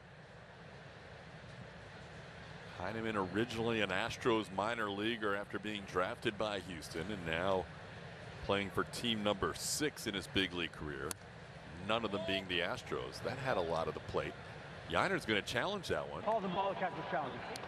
Yiner so far has won his first challenge, now going for a 2-for-2 tonight. ABS powered by T-Mobile. Yiner's going to win. Calls over. He's on fire. The Astros as a catching duo, primarily, Cesar Salazar also in the mix, but mostly it's been Cristian Vazquez and Yiner Diaz, are 28th out of 30 in the major leagues in terms of challenge percentage. But so far, they've added to that total with a 2-for-2 tonight. Yiner has been better than Vazquez on the season. Offensively, the Astros are now 3rd in getting overturns as an offense and 3rd from the bottom as a catching defensive side. Vasquez impressed. Talking about him in the dugout. Oh, man, that's pretty good. Vasquez always impressed with something. He is. He's the ultimate hype guy. He is. When he's in that dugout, he's keeping things loose with somebody. 0-2 count, and that's going to be a pop-up. I think it's playable. It is. Christian Walker ambles into foul territory, and that's the second out of the inning. Stream the Astros playoff chase on Space City Home Network directly with SCHN Plus. No cable or satellite needed. Start streaming today at SCHN Plus. SCHN is your home for Houston Astros baseball. Today is game number 63 at home. There have been 63 road games. We have exactly 18 of each remaining after tonight. It's getting to that point where you can start to count how many starts guys might have. We looked at the boards before the game about who's coming up on the schedule between the Rangers, the Astros, and the Mariners. Fun time of year. The pennant chase is in full effect. Astros lead by 2. They're a game ahead of the 500 mark. Everybody, with the exception of Kansas City, this team, and the A's, everybody else in the American League is within a couple of games of a playoff spot. It's crazy. That wild card scene in the American League is crazy. Truly 12 out of 15 teams have a legitimate shot. Yeah. Wow. Here we go. It's going to end up being a full screen here in about 2 weeks. Right. And that counts with the Rangers and Orioles exactly tied. There might be a case this could be the year where a team actually with a 500 record or lower ends up in the postseason. You're right. It's never happened before. You talked about this during the Padres series, that the 82 and 80 Padres right now have the worst record of any postseason team, but that could change this year. Yeah, they could take the title. Somebody else will pass it on. Take that belt off and hand it down. That one hit through the hole. No one there between second and short. So Cristian Javier has given up his second hit. Both of them have come with 2 outs.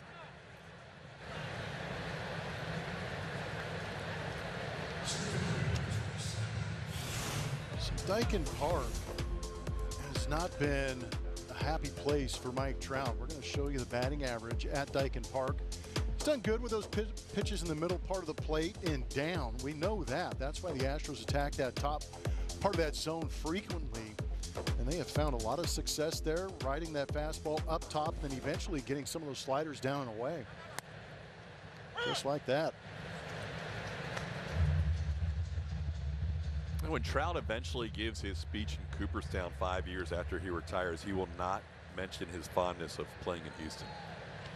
Lance Berkman was quoted one time talking about Wrigley Field, that if they ever decided to not play there anymore and get rid of that ballpark, that he would push the plunger down to get rid of that ballpark. I would imagine if Mike Trout is in the same mold as Lance Berkman, he might say the same about this place after some of his outings. Nothing against the city, nothing against the people. No, zero. It's just, it has just the success rate that doesn't exist here for him. Just has not been a stadium he's enjoyed. Even that call, that could have gone his way. In any other stadium, it might have gone his way. Here at Daikin Park. Even the strike zones against him. Here at Daikin Park, it goes against him. He still has that he can challenge, but he's been kind of just used to having those calls go against him. Now he's down to the count 1-2. There goes the runner, and the pitch is up. The throw by Yainer bounces, and it still might be close, but just getting in ahead of the tag is Wade Meckler, who's now 5 for 5 in steals. There's a pretty good job by Tuve to stay with that and make the pick and put the tag on. Pitch was high. It was a nice pick. Yeah, right on top of him. Now a runner in scoring position for the first time for the Angels. And Trout with a 2-2 count.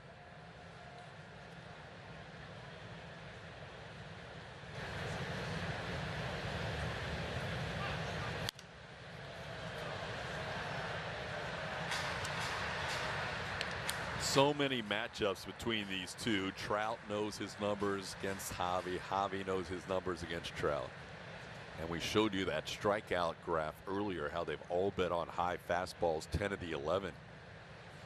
So it's almost like Trout knows what's coming, but can't, at least for the majority of his career to this point, been able to do much about it. Yeah, once you get this deep into your experience with the pitcher, it does kind of feel like you can anticipate what's coming, because you have so many pitches thrown against you that you know exactly where he's going to attack with those 2 strikes.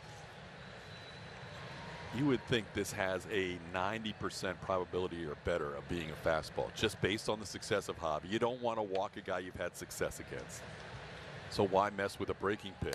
And he does throw him the fastball, but he misses. So Trout will draw the walk. Well, Trout, who's 1 for 19 against Javier, draws his 4th career walk against Cristian, and now the Angels have 2 runners on with 2 outs. That'll draw a visit from Yainer Diaz.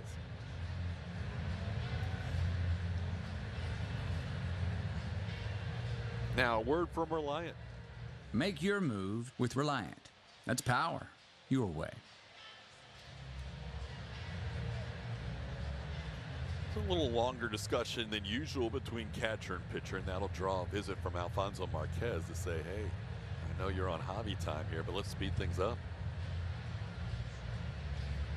Now, this is similar to what we saw in that first inning from Klassen. Get a couple of outs quickly, and then all of a sudden you've got a walk, a base hit. You've got traffic out there with 2 outs.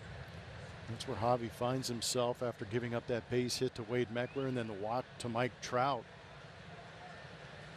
And even though he's got a pretty good strike to ball ratio, he's still throwing 55 pitches. And they've climbed a little bit with 2 outs in this inning and 2 outs in the last inning. He gets a swinging strike here from Shonowell. It's 0-1.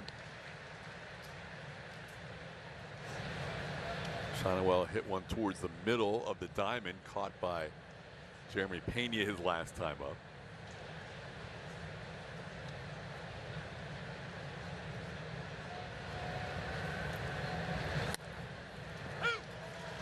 Nice pitch. Tied him up on the outside edge, and now Javier ahead 0-2. That was beautiful. It doesn't get much better than this.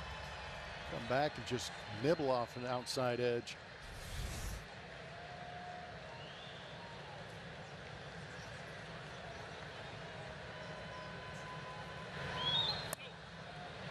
A little bit down.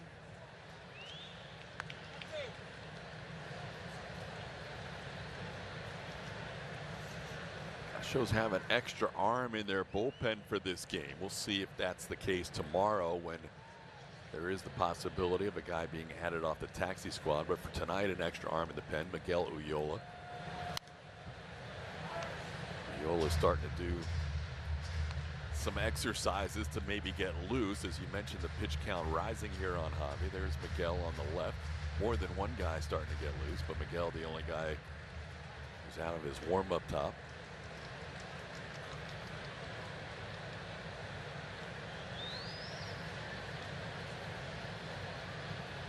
Another 2-strike pitch with 2 outs coming. It's down 2-2. kick it off. I like that pitch selection right there. And that 1-2 count was that changeup. You just maybe over boogied on that one a little bit and yanked it into the dirt. Because he's throwing a couple of good sweepers on the outside that Shonewell's had to defend. There's a base hit into center that's going to score the game's first run. Meckler around third. He's going to score. Trout to third. It'll be an RBI single by Nolan Shonewell. And the Angels lead 1-0. Pretty good at bat by Shonewell. I talked about how he was fighting off some of those sliders and sweepers on the outside edge. Took a changeup in the dirt, then got a fastball on that outer third and went back up the middle with it to drive in a 2-out run.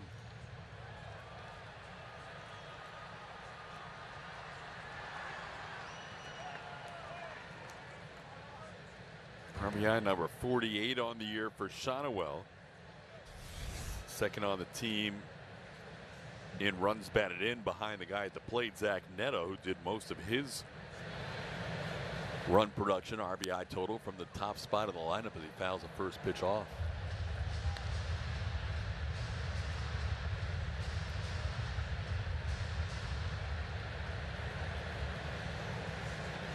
So Javier got to a 2-strike count with 2 outs on Trout and couldn't finish off that at bat. That's the guy he probably wanted to get. Shonewell has had a little more success against him than Trout. Did get to 2 strikes against Shonewell, but couldn't finish off that at bat with 2 outs. And now trying to get Neto to keep it at a 1-run game. Pitch is up. It's 1-1. Ethan Katz just ran to the telephone, which means that there may be somebody that's going to start to loosen now as Javier will throw his 30th pitch of this inning.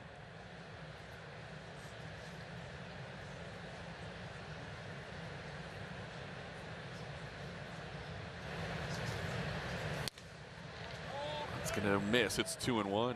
All this with 2 outs and nobody on. And the first man up in the bullpen tonight is going to be Eniel De Los Santos. Last pitch was the first cutter he threw the night. Through the cutter. Yep. We were wondering where that was. That's a pitch that Neto wishes he had a chance to change his swing decision on as he waved through that. He knew halfway through the swing it was a bad choice.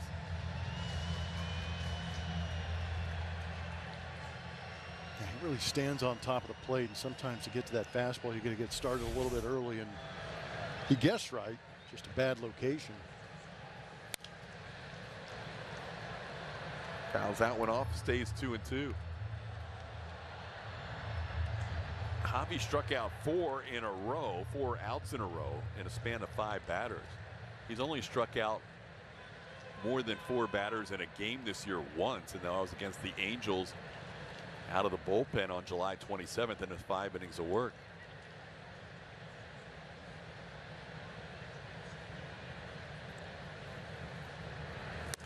That one's wide. It's 3-2.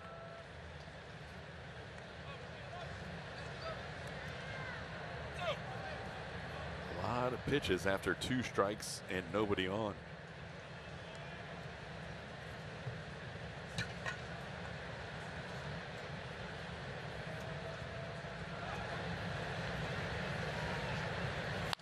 On the ground, gloved by Paredes, nicely to his left. His throw in time to get Neto for the final out of the inning. Angels get 1 on a couple of hits and a walk and lead it 1-0.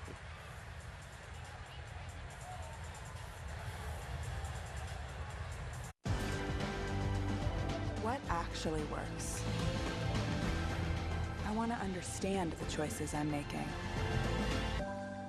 Now I know. Thorn. Cooking a dinner my whole family can enjoy is a piece of chaos. The requests these kids make are really something. Dad, can I get some strawberries and ketchup? Home Chef's new family menu has been a lifesaver. With Home Chef's easy 4-serving meals, we get dinner done quicker. I have to finish my masterpiece. Do I even want to know? Home Chef's family menu. The parents who get it, What? get Home Chef. Get 18 free meals at homechef.com. It's basically, you like do this. Stealing is when like somebody has the ball and they're going to tag the other person and somebody else takes it out of the glove. If you want to just catch the ball, that's okay. And if you don't want to catch the ball, that's a strikeout. Because it's fun and you don't have to be good at it, you can just play ball.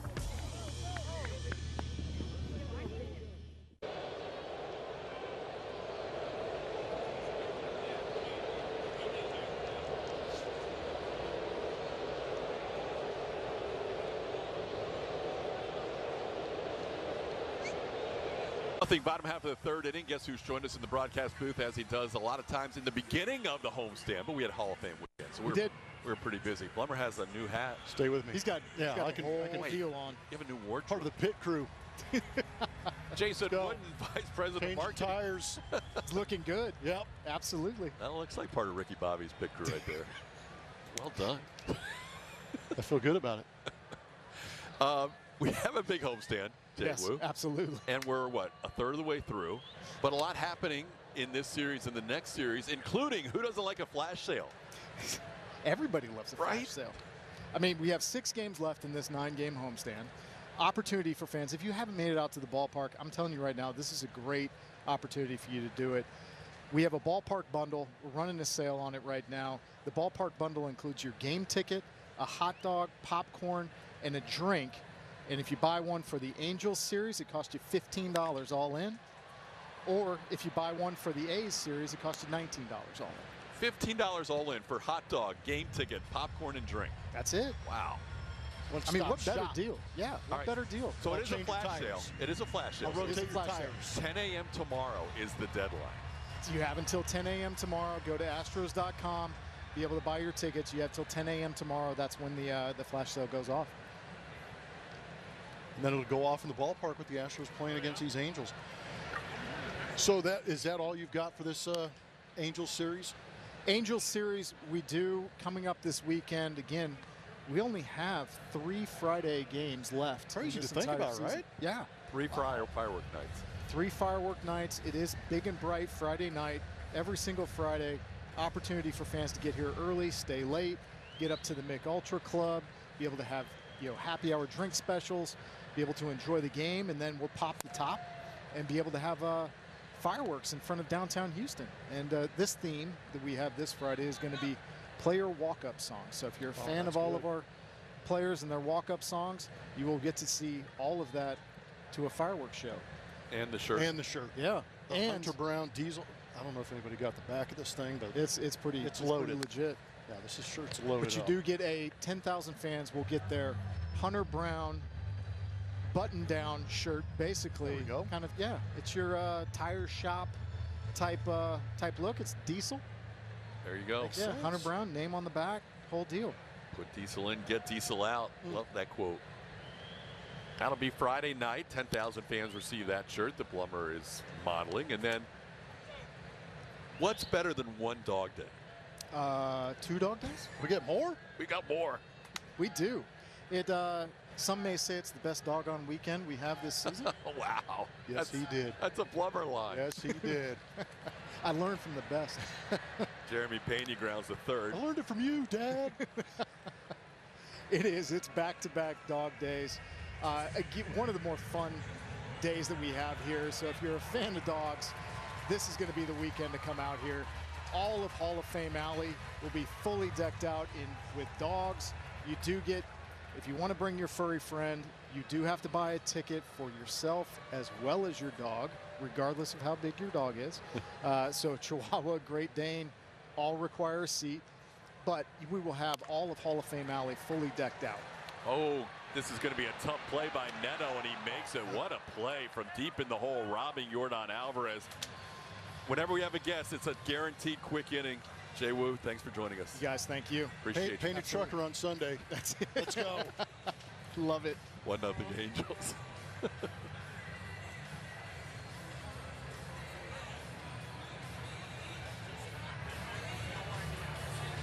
You read every label at the grocery store, but have you read your dog's food label? Sundays for Dogs gently air dries meat and superfoods to preserve nutrients and flavor. It's healthy, complete nutrition with no artificial preservatives, fillers, or synthetics. Plus, there's no refrigeration or thawing required. Just scoop and serve. See the difference real food makes in your dog's life. Get 30% off your first box today.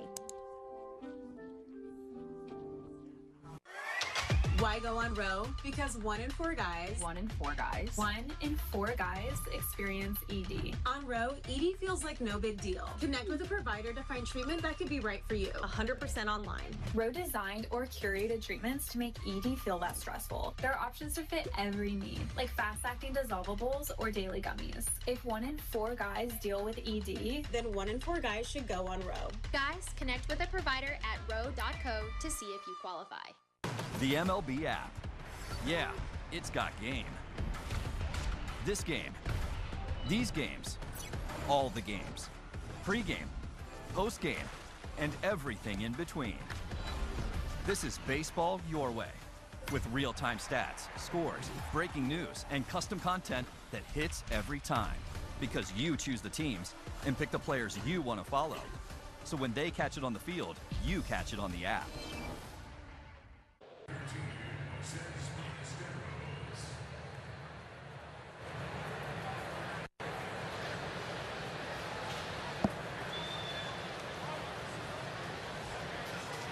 Cristian, Javier right back out there after a lengthy third inning where he faced 6 batters and had to throw 34 pitches.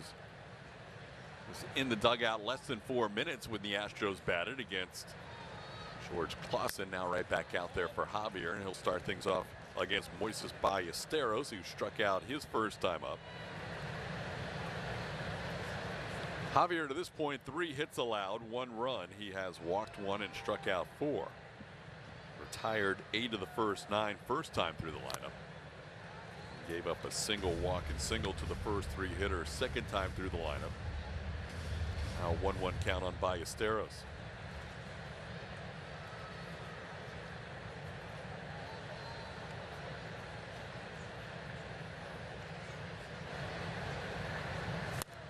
There's a changeup that has been tough at times on lefties. It's 1-2. It's a good pitch. This one looked like it started in the zone a little bit. Good release, and then you just see it just tail to the bottom part of the zone.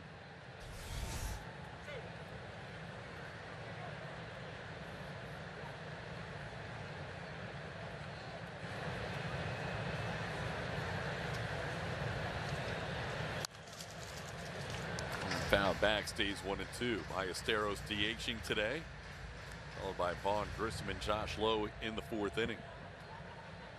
Follow along with what the Mariners and the Rangers are doing tonight. Rangers are at home against the Washington Nationals. They have an early 5-0 lead. The Mariners trail in Milwaukee 1-0 in their game in the 5th. This one popped into left center. Pena will watch Taylor Trammell make the play for the first out.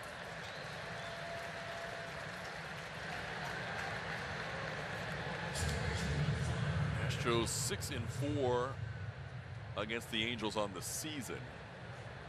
If the Astros win just 1 game in this series, obviously they like to do more than that, but just 1 win will give them a 6th consecutive season series victory against the Angels.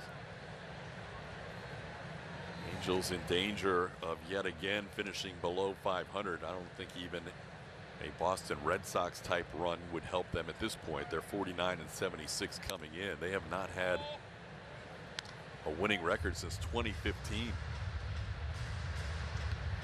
Quite amazing to think about, considering that at one point they had 2 of the best players on the planet, but all that time they've had the best player on the planet, basically. Yeah. In that stretch. And he wants to be, it sounds like, a 1 franchise guy. Mike Trout has said that, I know this team has struggled at times, but I want to be here. I want to be here when it turns around. It just has been a slow process as they have changed general managers again this year. General managers, I mean, think about the support staff that he has seen go in and out of that organization over the time he's spent with the Angels. The only time he's made a playoff appearance was back in 2014. But he's seen a lot of people come and go. And you're right, it's pretty amazing. Almost exaggerates maybe the issues that the Angels are having, knowing that they have one of the best players ever to play the game on their roster, and they haven't been able to expose him to the postseason often enough. It's kind of a crazy scene for them. The Astros saw Logan O'Hoppe get traded right before an Astros-Angels game out there, but that was before the deadline. But at the deadline, a bunch of the team was at Mike Trout's golf course. Yeah, they were getting phone calls out there, weren't they? They were. Ground ball to Pena on 2 hops, and that's the second out. Guys were being picked off left and right during the course of the round. Some guys found out before the round started and said, can I still play? Making sure with their agent that the team didn't need him to get on a flight in the next couple hours. Yeah, you want to play Trout National. Yes. They had a special team outing. And during the course of the day, Jose Soriano, Brent Suter, Joe Adell, Ryan Zefferjohn, and Kirby Yates were all traded. Yates was traded on the way back from the round. Everybody else was traded either before the round started on the front 9 or the back 9. I think Adell was at the turn. That's incredible. Right? Yeah. So guys phones just picking off foursomes left and right. That's great. They had all these foursomes set up, and it was supposed to be a great team bonding day, and it ended up being just a bunch of hugs and good luck. Team explosive day. Usually I'm leaving at the turn because I'm not good. These guys were leaving because they were going to another team. But to Mozalik's credit, he's gotten the green light to go ahead and make some moves for the future, which we haven't seen the Angels always do at the deadline, where they move pieces to try and get better for the future. And now I think you're referring to that Ohtani potential trade. That never happened. That's one of them for sure. Now their minor league system has been moved up on the Baseball America rankings from one of the worst to top half. It's a pretty good jump. This ball hit pretty well to left. Back goes Trammell. And Vaughn Grissom, after Vaughn Grissom bats, Josh Lowe hits one the other way. Lowe, who struck out his first time up and was 0 for 7 in his career against Cristian Javier, hits one out to left field to give the Angels a 2-0 lead.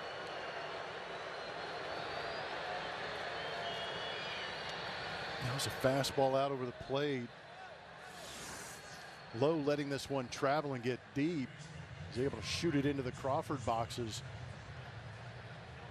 Elevating some late life out there. Puts another run on the board.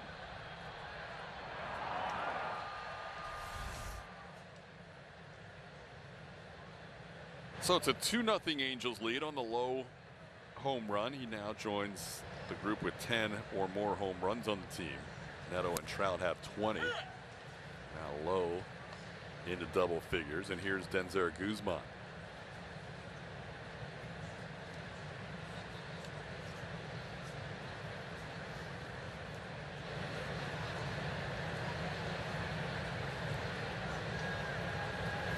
That ball hit hard into left. Couple of well-struck baseballs the last 2 batters.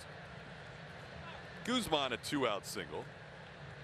All the hits against Cristian Javier and all the base runners against Javi tonight have come with 2 outs. He's gotten the first 2 outs of every inning. Yeah, that's crazy how we've seen that over the course of the year, getting those 2 quick outs and not being able to finish off the inning. Brian King begins to loosen up here. Now a word from Standard Insurance. I like to save money, and I know you do too. You deserve to pay less. In just a few minutes, see how much you can save. Make that call today. Don't delay, call Standard today. Josh Lowe's home run was a Crawford box special. Come on. Yep. It was only 95 miles an hour off the bat. How many of these visiting players are going to get Crawford box specials? Way more than our guys get. Right? It feels that way. The game-winning home run.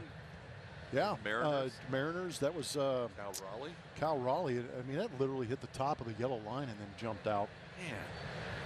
We did a graphic on that earlier where I think 100% of the Crawford box specials were all visitors. I feel like you're right. We'll have to update that because it has not been very kind to the Astros this year. Actually, Boots has the list. There's an expected batting average of 180 on that home run. Much better than Raleigh's 030. So there have been 8 Crawford box specials this year, Blummer. 8. Astros have 0. Visitors have 8. It's not how it's supposed to work. Oh, that's supposed to be your home field advantage. You would I mean, our guys will hit them up onto the train tracks. I mean, that's obviously a beautiful thing, but every once in a while you'd think they'd run into a mistake and just get enough to creep into the Crawford boxes. 8-0 visitors with that home run by Josh Lowe, being in one of 30 stadiums.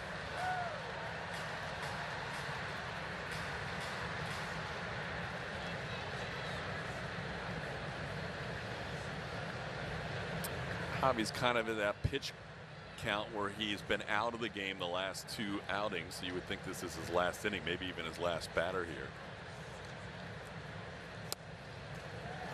Heineman in his career has been a better right-hand hitter, but this year he's done a nice job as a lefty. 6 for 17 with 3 doubles and a home run as a lefty.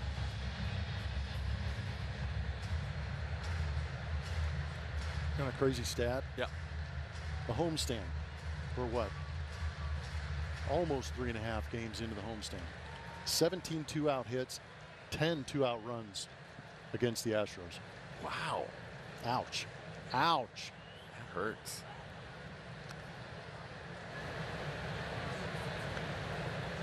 Javi had a 1-2-3 first and then recorded the first 2 outs of the next 3 innings. It's been problematic with 2 outs, though.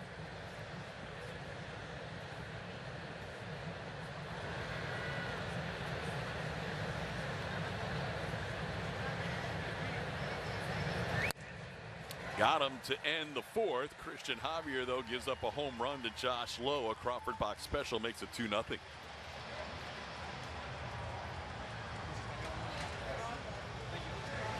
Guys, stop what you're doing and head over to Fabletics, because right now everything is 80% off, including shirts, tees, polos, and shorts, pants, joggers. Perfect for the gym, office, or golf. Get 80% off everything right now when you sign up as a new VIP, only at Fabletics.com. Okay, $1 million deal on the line. You got this. Recaps and sales meeting insights from all my team's calls? Otter AI, it's you who is man's best friend. Otter, the AI meeting agent. Hey, I'm at the game. And we should always use Game Time for tickets. They're dropping cool features like zone deals and price drop alerts so we can go to more games and shows. Finally, a ticketing app that actually gives a Download the app today. Broken! Ever since I started wearing hands-free Glide Step Skechers Sleep-ins, my other shoes are useless. With Skechers Sleep-ins, I just step in and they're on. Try Skechers Sleep-ins. What actually works? I want to understand the choices I'm making. Now I know. Thorn. Join your favorite on-air personalities for unique perspectives, in-depth interviews, and untold stories from on and off the field. The MLB Network Podcast, presented by New Balance, Saturdays on MLB Network and wherever you get your podcasts.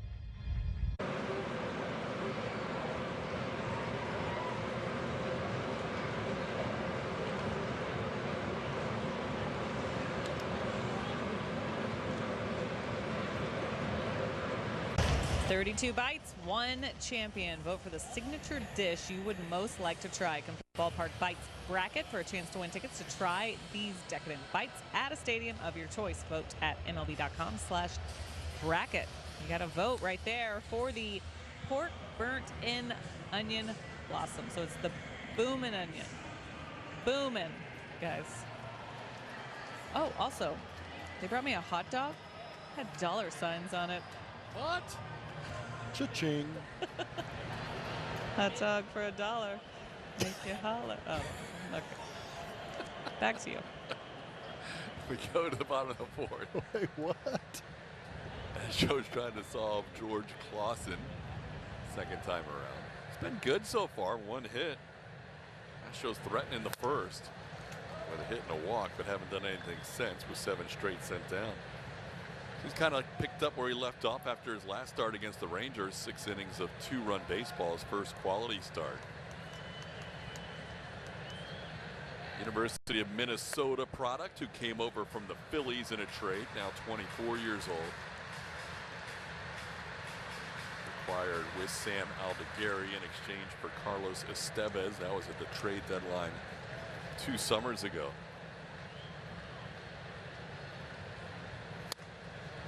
Paredes, who drew the only walk from Klassen, has a 2-1 count here.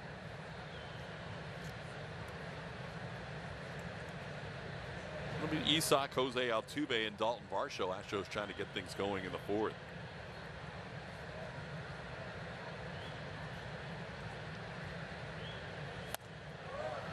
Isak with that first plate appearance, reaching 502 plate appearances, which is the magic number to qualify for the season. He's the second Astro to reach that total, behind Yordan Alvarez.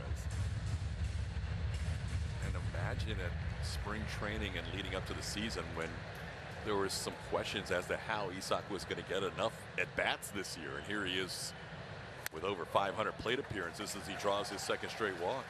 And protecting the big man. He has played a crucial part in this lineup. He has been a huge part of this lineup. It's time to play Astros Trivia, powered by Reliant. Altuve leads the Astros with 25 career home runs versus the Angels. Who's in the 2 spot? Astros Trivia, powered by Reliant. Jose having a good homestand, now 6 for 13 in the homestand. Coming in his last 12 was hitting .372. Jose has seen that average move up closer to the .250 mark, which for him on the season doesn't seem where he wants to be, but considering where he's come from, he'll take it based on what he's done the last couple of weeks. Game number 100 on the season for 2. Chops this one towards third, backhanded by Guzman. He thought about going to first and then changed his mind and ended up taking the force out at second. Out number 1 as Paredes retired. Julia. Let's get to know Dalton Varsho, presented by Gallery Furniture. A few things about him. Drafted in 2017. He caught a no-hitter 2021. That's right, he was a catcher. Said, I am not missing my days as a catcher, though. All these years later, you see some of the other things about him. He's also a roommate of Christian Walker for the first week or so that he was in an Astros uniform as he was trying to get his family down here, find a place to move in. Walk said he's a good roommate. Good roommate? Because he takes off his shoes before he comes in the house. Apparently that's a rule in the Walker household. Is that true? That's what I was told.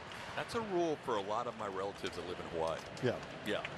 Keep it clean. Keep it clean. No shoes, no flip-flops, no slippers, whatever. And I'm not going to disobey Christian Walker's mustache. No. He'll get pulled over. Yep. So good roommate, Dalton Varsho. I assume, Julia, that Dalton has found his own place at this point. He has. And he's had 2 off days in Houston to be with his family, to soak up some family time and get to know his new city. Yes. How about that? Great timing. Good homestand to have 2 off days. Oh, for all of us. What did some of the other guys do on their off days yesterday?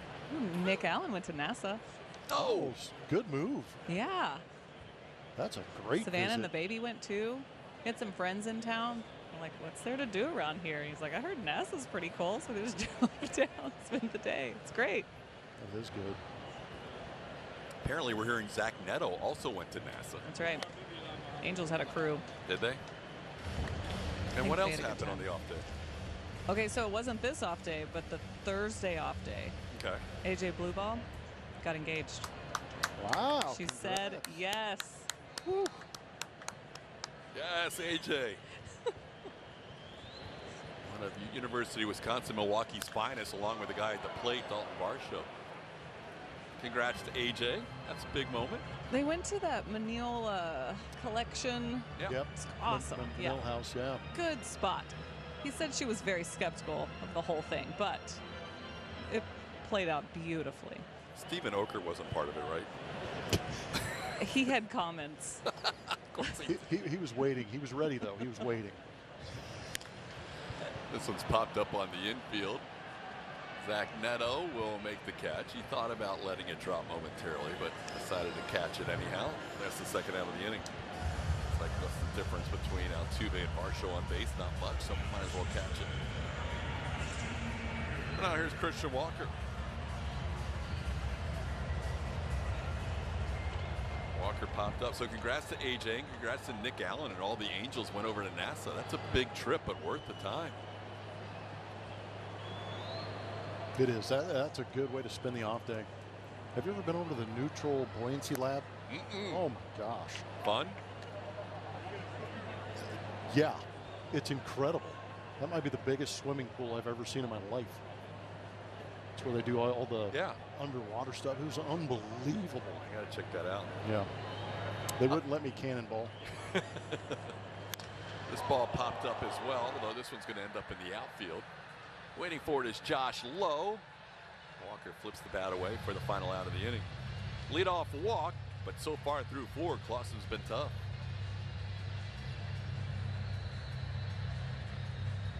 At most Warby Parker stores, you'll find a magical hidden door that leads to something rather amazing. An eye exam, often overlooked beyond the rows of gleaming glasses. This humble yet incredibly important room houses some of the most advanced eye exam equipment around. Look at that digital retinal imaging. And behind every great exam is an expert-friendly eye doctor who will check your eyes and provide you a prescription. Also quite magical. Book your appointment today. With Kalshi, you can trade on anything. Man, tell them something they don't know. Like I'm from Greece. Looking good, Yaddy-O!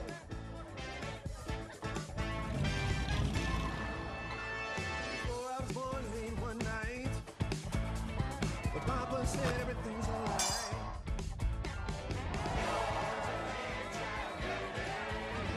Hello, campeón. Cooking a dinner my whole family can enjoy is a piece of chaos. The requests these kids make are really something. Dad, can I get some strawberries and ketchup? Home Chef's new family menu has been a lifesaver. With Home Chef's easy 4-serving meals, we get dinner done quicker. I have to finish my masterpiece. Do I even want to know? Home Chef's family menu. The parents who get it, get Home Chef. Get 18 free meals at homechef.com. A kind game day experience by helping them catch a game in the Big Blue Glove Seat. It's down the left field side. Congrats to the Geico Big Blue Glove Seat winner. Fans got to move from the upper level to the Geico Blue Glove Seat. Also, they got a Geico gift basket full of Astros swag and other great team experiences. Watching a game from the Big Blue Glove out there outside sections 105 and 106. Brian King is into this game. He'll mark his 50th appearance. He's going to face the top of the lineup. A couple of lefties in here with Mike Trout in between. Fastball slider for Brian King. Wade Meckler, the batter, taking a strike. It's 1-1. So Astros get 4 innings tonight from Cristian Javier, who leaves with 5 hits and 2 runs charged against him, 1 walk and 5 strikeouts. We mentioned all the traffic against Javier with 2 outs. All the hits and the 1 walk were with 2 outs. He threw 47 of his 87 pitches in tonight's game with 2 outs. Ooh. That is a called 3rd strike, and King starts off the inning with quick work of Wade Meckler for a strikeout to start the 5th.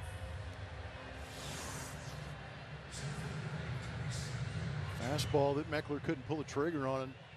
Good pitch. Got a lot of the plate too. You'll see it on our UTMD Anderson strike zone. Mike Trout goes after the first sweeper and fouls it away. It's 0-1.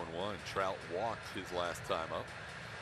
He's glad to see Javier out of there. He ended up with a walk against him, but he left the night 1 for 19 career against Javier, his worst batting average of any pitcher lifetime, who he's faced 15 times or more. There's 122 pitchers he has faced that many times in his career, and Javier has his number more than any of the other 121. 1-1 the count, and that's a strike at the top of the zone, 1-2.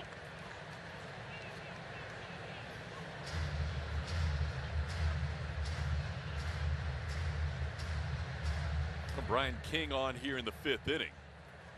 Astros have not announced the starter tomorrow, but it could be a guy making his major league debut.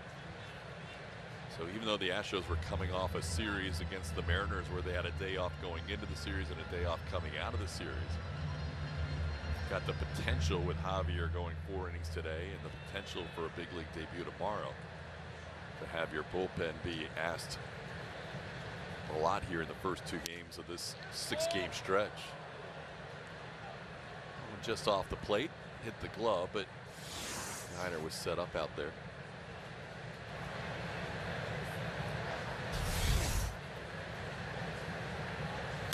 Broke his bat. That'll be an easy one for Cristian Walker. He'll flip it to King, and that might have been a mistake, but he gets away with it. Cristian looked like he could have gotten to the bag himself, and there was some confusion whether Walker was going to flip it or not, and then King ended up just getting there in time. Yeah, they're not going to challenge it. And to Trout's credit, he was hustling the entire way. Ball not hit hard. Walker had to sit back, and then quick stretch of that right foot for King gets Mike. Just in time. Look out. Shonwell takes one up and in. That's scary. 1-0. Julia, what do you have on tomorrow's potential starting pitcher? Got to chat with him. So he was scratched from his start on Sunday. His first thought, have I been traded? He said, wait, the deadline's passed. But he is thrilled to be here. He said today was about introducing himself to everyone, slowing things down, just enjoying the day. He hasn't been told anything other than be ready because we might need you. So that's what he was doing today. And he wasn't in big league spring training. So Joe Espada was trying to get to know him today. We obviously were getting to know him, learning about his off season and the surgery he was coming off of. But he feels really good and will be ready for anything if needed. Ethan Pecos, who we're talking about, we could see his big league debut tomorrow. As a part of the taxi squad, you can hang out with the team pregame, but you can't hang out there during the game. Nolan Shonwell is going to challenge this 3-0 pitch. Thought he had drawn a walk on 4 pitches. And no. Whoa. Calls confirmed. Los Angeles has 1 challenge remaining. Odd challenge. It doesn't seem like 3-1's a count you're really too scared of. But the Astros will take that loss of a challenge.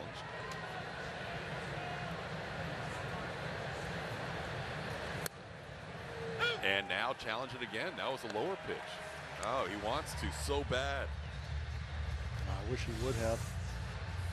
Check it out here on the UTMB Anderson strike zone. Yeah, got a piece of it.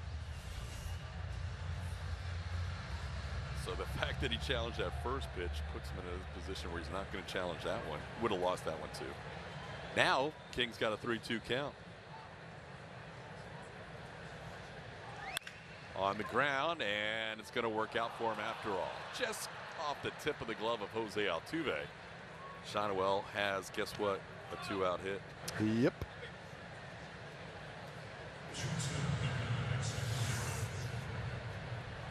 Just a bounding ball up the middle.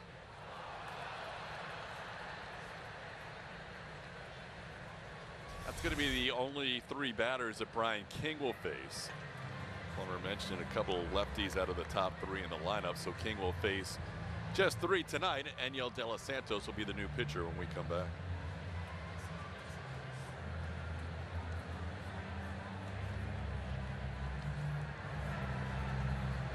The MLB app. Yeah, it's got game. This game. These games. All the games. Pre-game, post-game, and everything in between. This is baseball your way. With real-time stats, scores, breaking news, and custom content that hits every time. Because you choose the teams and pick the players you want to follow. So when they catch it on the field, you catch it on the app. Every game night is a chance to go big with MLB Big Inning. Join Matt Yaloff and Greg Caserta on baseball's only nightly show that brings you the biggest plays of the night. Strikes him out. No one stacks more clutch plays into one live show with up to 4 games on a single screen. Out of here! He is on fire. It's a walk-off winner. Change up game night with baseball's biggest game changer. MLB Big Inning. All season.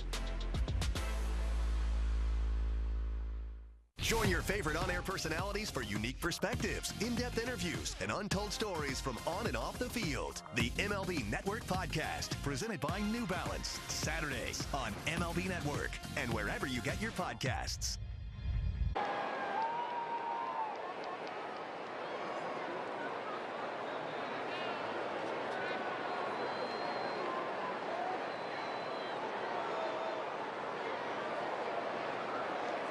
The Astros playoff chase continues tomorrow night with Game 2 against the Angels. Coverage begins at 6:30, only on SCHN and streaming on SCHN Plus. Is that the new Texas tuxedo? Ooh, good call. I like it. I like the previous big hat better, though. Daniel De Los Santos is into this game. 54 games, 4.24 is his ERA. Fastball slider to right-handed hitters. Lefties, he'll break out that changeup, looking to get Zach Neto right here and finish off this inning with 2 outs. Neto striking out and grounding out in his 2 at-bats against Cristian. Javier goes after the first pitch and sends this to the wall and left, and that'll bounce off the base of the wall and past Taylor Trammell. That'll easily score Shonowell from first once it got past Taylor. And it's now a 3-0 game as the run scores on the first pitch thrown by Daniel De Los Santos out of the pen. Not wasting any time. Turned on a fastball in. Placed it perfectly down that left field side. It hit the base of the wall once it got out there. Taylor Trammell tracking it down, but it shot back to the infield. Jeremy Pena not able to get out there quick enough, and that run comes around to score. Manual scoreboard's been a menace in this game. 3-0 Angels. That run will be charged to Brian King on that ground ball that found its way to the outfield as he leaves an inherited runner on, and it comes in to score. Astros have already gone through 2 bullpen arms. Again, they might have a young man making his big league debut tomorrow, so you would think at some point tonight they'll need some coverage from Miguel Ulloa. This pitch is off the plate, 1-1. Yeah, it'll be interesting to see how Joe handles that bullpen. He's trying to make sure this game doesn't get out of hand.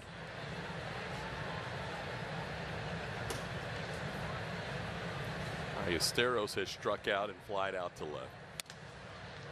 Now 6 for 45 in his Angels career. Coming over from the Cubs, where he played 59 games. Zach Neto and Jeremy Pena, a couple of shortstops having a conversation. 24th double of the year for Neto, team leading 54th RBI. This one popped up, Paredes and Pena. It's going to be Paredes staying with it and making the catch for the final out of the inning. But the Angels do damage with 2 outs yet again. A single and a double, making it 3-0.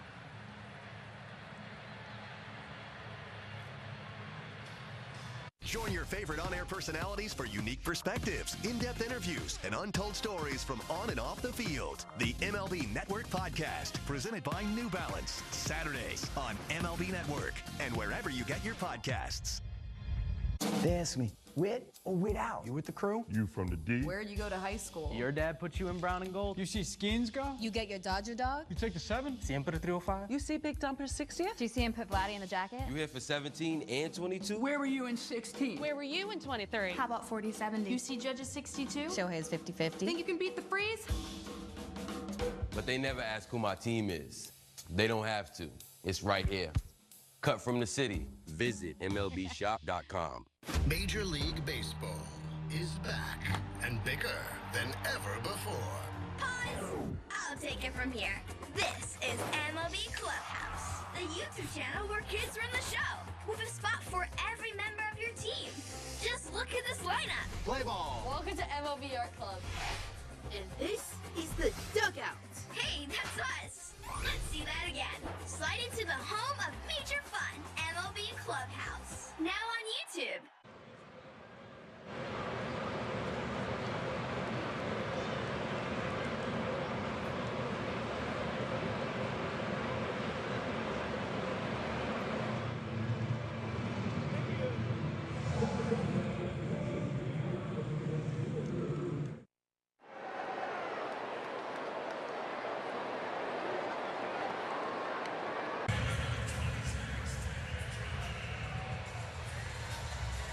Astros playing catch-up tonight, down 3-0 as we head to the bottom half of the 5th inning.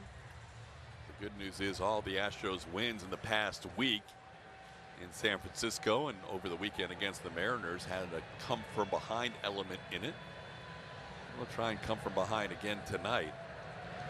One on Friday, they were leading most of the way, but then had to come from behind after giving up 2 in the 10th and winning it with 5 in the bottom of the 10th.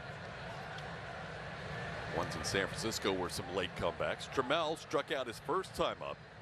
Klassen hasn't allowed a hit since the first and has only allowed 1 hit tonight and 2 walks as he gets ahead 0-2 on Taylor Trammell.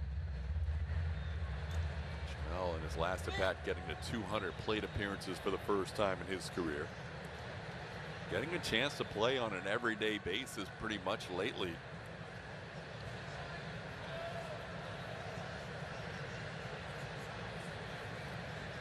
Goes down on 3 pitches here. Klassen has his 4th strikeout, his first since the 2nd inning when he struck out Trammell. Steady diet of sliders in this at bat. First pitch fastball, then backdoored the slider, and then brought it down and in. Cam Smith, the batter.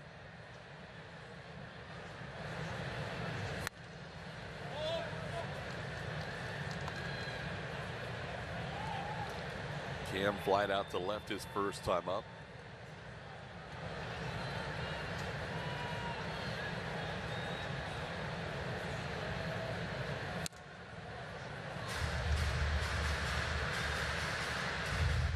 Klassen pitched against Sugar Land twice this year at AAA Salt Lake City. Mentioned he was the Pacific Coast League Pitcher of the Month in July. And after 2 subpar outings back in April, he has been a different pitcher this time around at the big league level. Guzman makes the play on a nice backhand on the short hop. Cam retired for the 2nd out. 10,000 fans will receive a Tatsuya Imai bobblehead on Saturday, August 22nd, presented by Kansai. Get your tickets now at astros.com/promotions.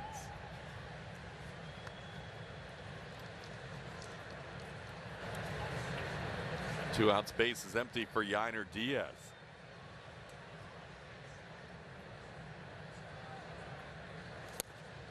Yainer going after the first one and missing 0-1.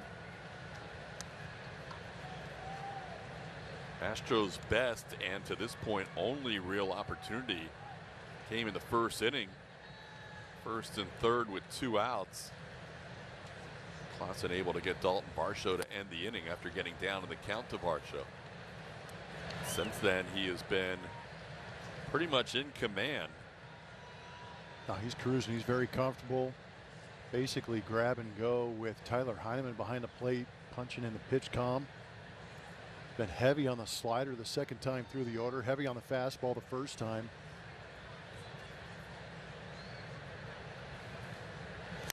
Little chopper off the plate. Guzman will play it on 2 hops. His throw is low and a nice pick by Nolan Shonowell at first. Another 1-2-3 inning for Klassen. Young right-hander is rolling along in his 5th major league start. It's 3-0 Angels. Do you dream of seeing all 30 ballparks? Really a special place. People are excited for the game. We've got you. For the first time, MLB and T-Mobile offer you a chance to win trips to all 30 stadiums. Yes, all 30. What a treat. The views. This is so much fun. The food. It's a fiesta here at the ballpark. The vibe. The energy is incredible. The adventure of a lifetime with experiences you simply need to see to believe. Begin your journey to 30. Enter now. 10 seconds, guys. Let's have a go up. At MLB Network, we're always on the move because baseball doesn't just travel, it transforms. This is how we should do a show every day. And we're there to meet the moment wherever the game goes. Regular season. Welcome to Cooperstown. All the stars are out in Atlanta, Georgia. Postseason. Can you believe what we just saw? Whoa! Every season. This is unbelievable. This is MLB Network, the home of baseball. Hey, I'm at the game. And we should always use Game Time for tickets. They're dropping cool features like zone deals and price drop alerts so we can go to more games and shows. Finally, a ticketing app that actually gives a f. Download the app today.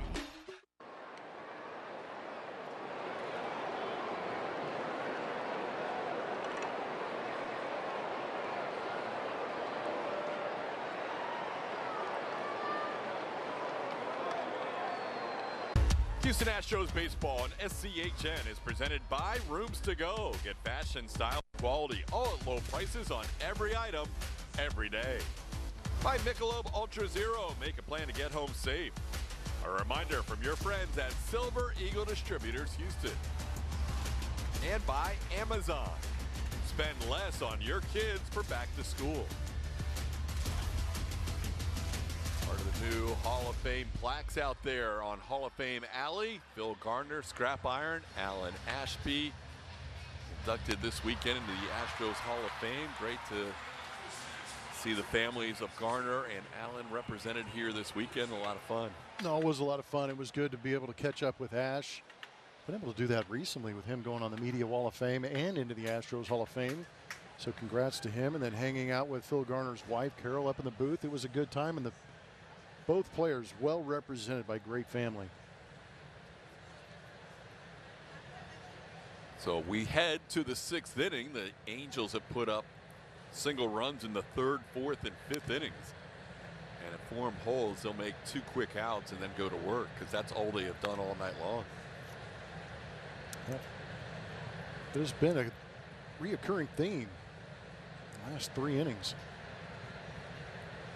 All their hits tonight, all their base runners tonight have been with 2 outs. Vaughn Grissom has one of those 2-out hits, 2-out single to right. And then he had the unfortunate situation of batting second in the 4th inning, so he made it out.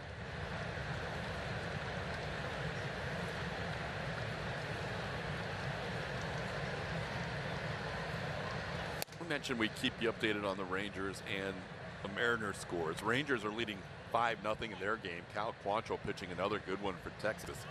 6 shutout innings so far. And the Mariners are getting boat raced in Milwaukee. That is 11-0 in the 6th inning. That makes no sense. No. Based on what we That's not the team that I saw over the weekend. No. That's a team I wish I saw over the weekend. Mariners being shut out on 3 hits through 6 innings. Kyle Harrison was the starter. They've gone to their bullpen at this point. Close pitch on the 3-1 pitch. Yiner's going to go for a 3-for-3 Call the night. ball, the catcher's challenging. Yeah, he told Grissom to get his shin guard back on. ABS powered by T-Mobile. Oh, yes, he got it. Man, he is all about Aerosmith behind the plate, living on the edges. 3-for-3 for Yiner and overturns. Give yourself a day on the new ABS challenge system. That's impressive. So now it's a full count on Grissom. We almost saw our first base runner with 0 or 1 out. Instead, it's going to be a fly ball to left, playable for Trammell. And comes down eventually for the first out. So good overturn by Yiner, turning a walk into an out.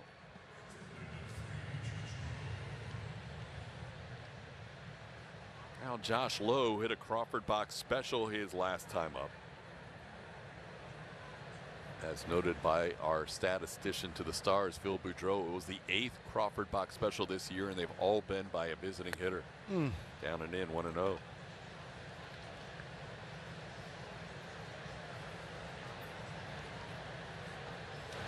Lowe came over in a 3-team trade to the Angels from Tampa Bay this past offseason, January the 16th.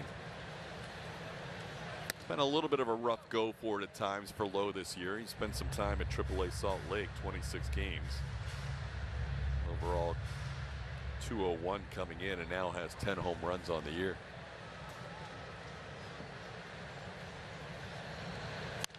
Off the end of the bat, Isaac Paredes is there. And Paredes makes the play for out number 2. 2 outs, nobody on. When have we said that? Well, I guess I should say this is a big at bat. All 6 innings, the Angels have had 2 outs and nobody on. And only 1 1-2-3 inning. That was back in the first. The newly engaged AJ Blue Ball is beginning to warm up in the Astros pen.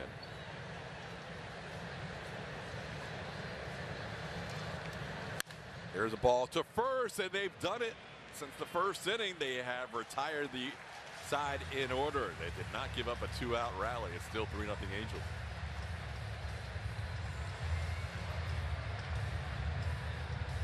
Join your favorite on-air personalities for unique perspectives, in-depth interviews, and untold stories from on and off the field. The MLB Network Podcast, presented by New Balance, Saturdays on MLB Network and wherever you get your podcasts. When you're young, you don't just get handed trust. You have to earn it by hand. You listen and ask questions and see the way things have always been, but like never before. You realize time doesn't make something timeless. Standards do. Because if you want your name to last forever, you have to build your legacy one step at a time. The MLB app. Yeah, it's got game. This game. These games. All the games. Pre-game, post-game, and everything in between. This is baseball your way, with real-time stats, scores, breaking news, and custom content that hits every time. Because you choose the teams and pick the players you want to follow. So when they catch it on the field, you catch it on the app.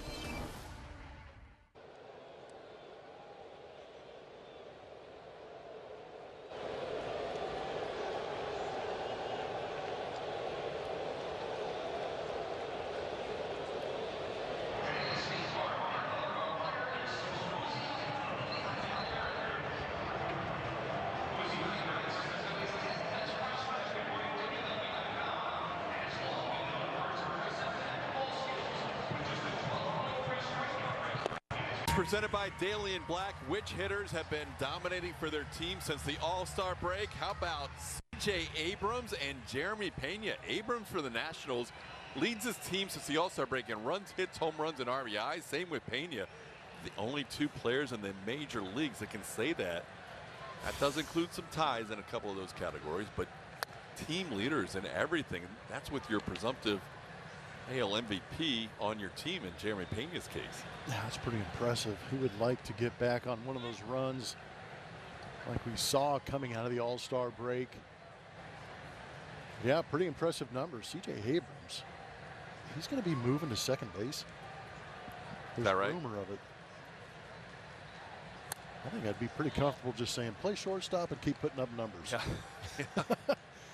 Having a huge year. Some people thought he might get moved at the deadline, but he is still with the Nationals and obviously producing since the All-Star break.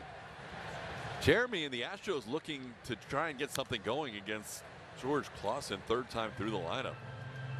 Klassen, first time through the lineup, gave up 1 hit and 1 walk. Second time through the lineup, gave up just 1 walk. Both walks have been issued to Isaac Paredes, who's been on base twice. Jose Altuve has the only hit. Pena has flied out and grounded out. And now down on strikes. That is strikeout number 5 for Klassen and 1 away in the inning. Julia. The power play is presented by HEB.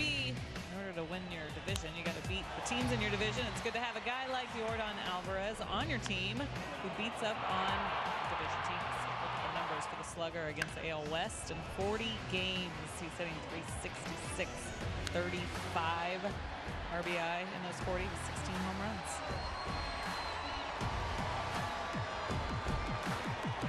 So many of the division opponents, including the Angels, like to intentionally walk Jordan. They're not going to walk him here in a 3-0 game.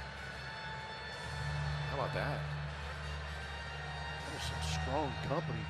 Single season OPS versus your own division since the division started. And nobody's been better, ever. Jordan got robbed on a nice play by Zach Neto his last time up. He's also struck out against Klassen. This ball hit to center, hit pretty well, but it's at Mike Trout. So Jordan lines out for the second out.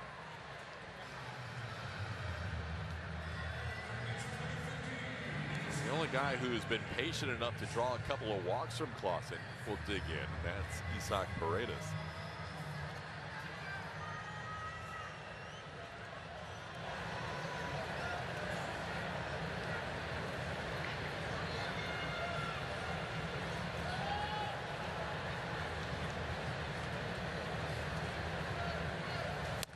First pitch is there for a strike, 0-1.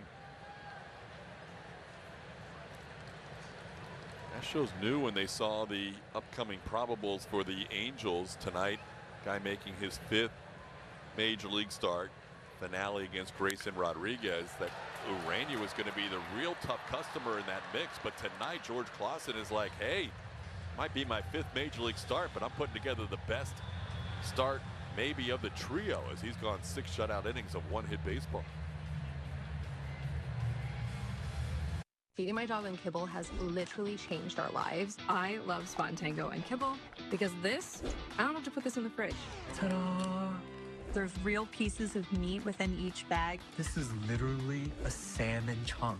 He is so excited to eat every single day, and he loves this so much that I'm even able to use it as training treats, which is so convenient. There is literally no type of dog that unkibbled does not serve to. I haven't seen the level of excitement I saw until we switched to Spot and Tango's unkibble. Join your favorite on-air personalities for unique perspectives, in-depth interviews, and untold stories from on and off the field. The MLB Network Podcast, presented by New Balance, Saturdays on MLB Network and wherever you get your podcasts. Major League Baseball is back and bigger than ever before. Pause! I'll take it from here. This is MLB Clubhouse, the YouTube channel where kids run the show, with a spot for every member of your team. Just look at this lineup. Play ball. Welcome to MLB Art Club. And this is the dugout. Hey, that's us. Let's see that again. Slide into the home of major fun, MLB Clubhouse. Now on YouTube.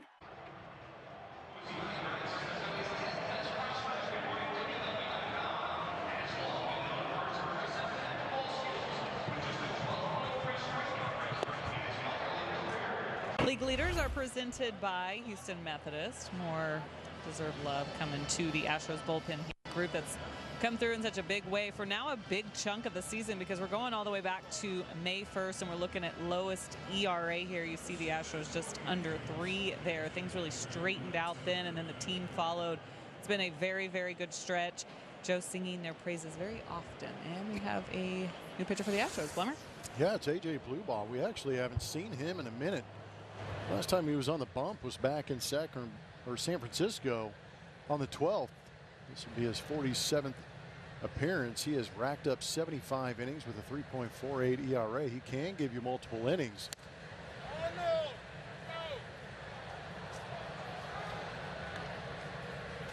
So he did not pitch against the Mariners after getting engaged the day off leading into the Mariners series.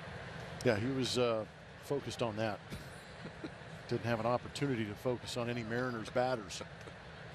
1-0 the count to Tyler Heineman, who leads off here in the 6th inning, or 7th inning rather. So A.J. Blueball, the 4th pitcher of the night for the Astros, and Yel De Los Santos goes an inning and a 3rd.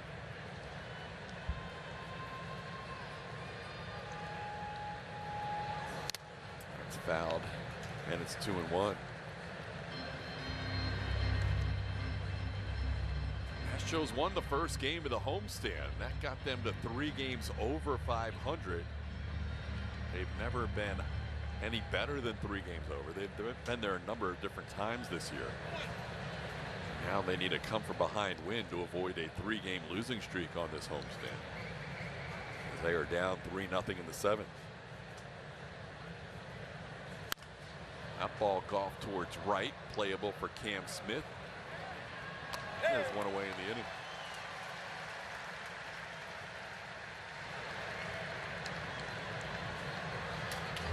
So while the Astros have used 4 pitchers now, the Angels have not had anybody stirring in their pen the whole night, because their rookie right-hander George Klassen has been outstanding tonight. Here's Wade Meckler, 1 for 3.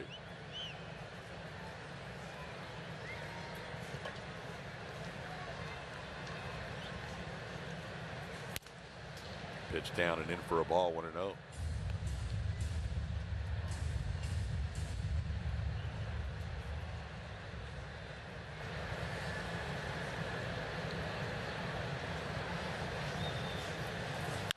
This ball on the ground towards Altuve. He'll make the play, and there's 2 away. Earlier this year, when we saw the Angels, we saw former Astro Trey Mancini into a game in Anaheim playing against the Astros, and with some Trey Mancini news. Here's Julia.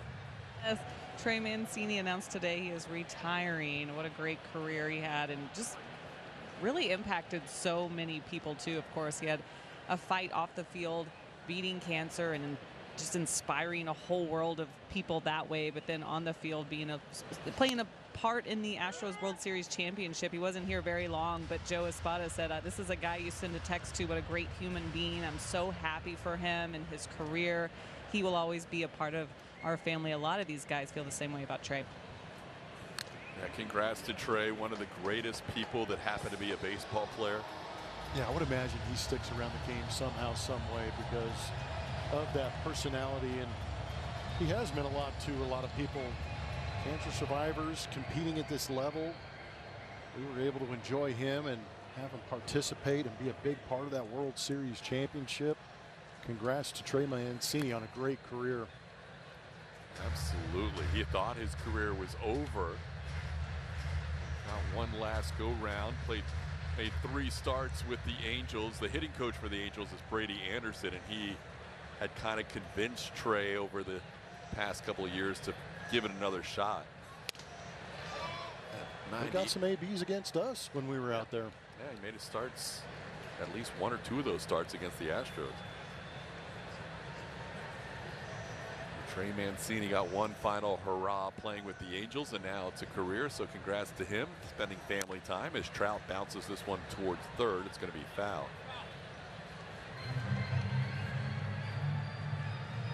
Two and two the count to Trout, who has a walk in 3 plate appearances tonight.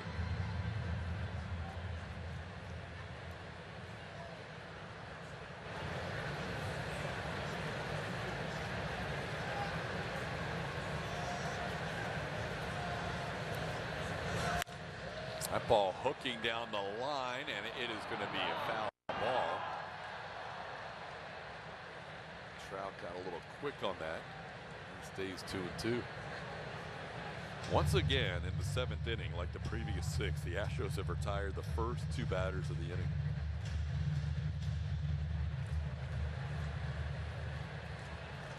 Usually that bodes well for the team that gets the first 2 outs of the inning.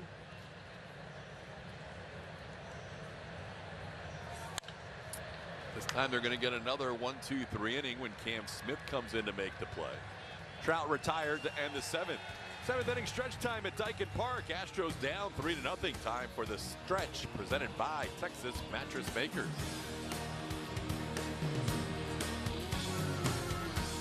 Join your favorite on-air personalities for unique perspectives, in-depth interviews, and untold stories from on and off the field. The MLB Network Podcast, presented by New Balance. Saturdays on MLB Network and wherever you get your podcasts. It's basically, you do this. Feeling is when somebody has the ball and they're going to tag the other person and somebody else takes it out of the glove. If you want to just catch the ball, that's okay. And if you don't want to catch the ball, that's a strikeout. Because it's fun and you don't have to be good at it, you can just play ball. It's basically, you do this. Feeling is when somebody has the ball and they're going to tag the other person and somebody else takes it out of the glove. If you want to just catch the ball, that's okay. And if you don't want to catch the ball, that's a strikeout. Because it's fun and you don't have to be good at it, you can just play ball.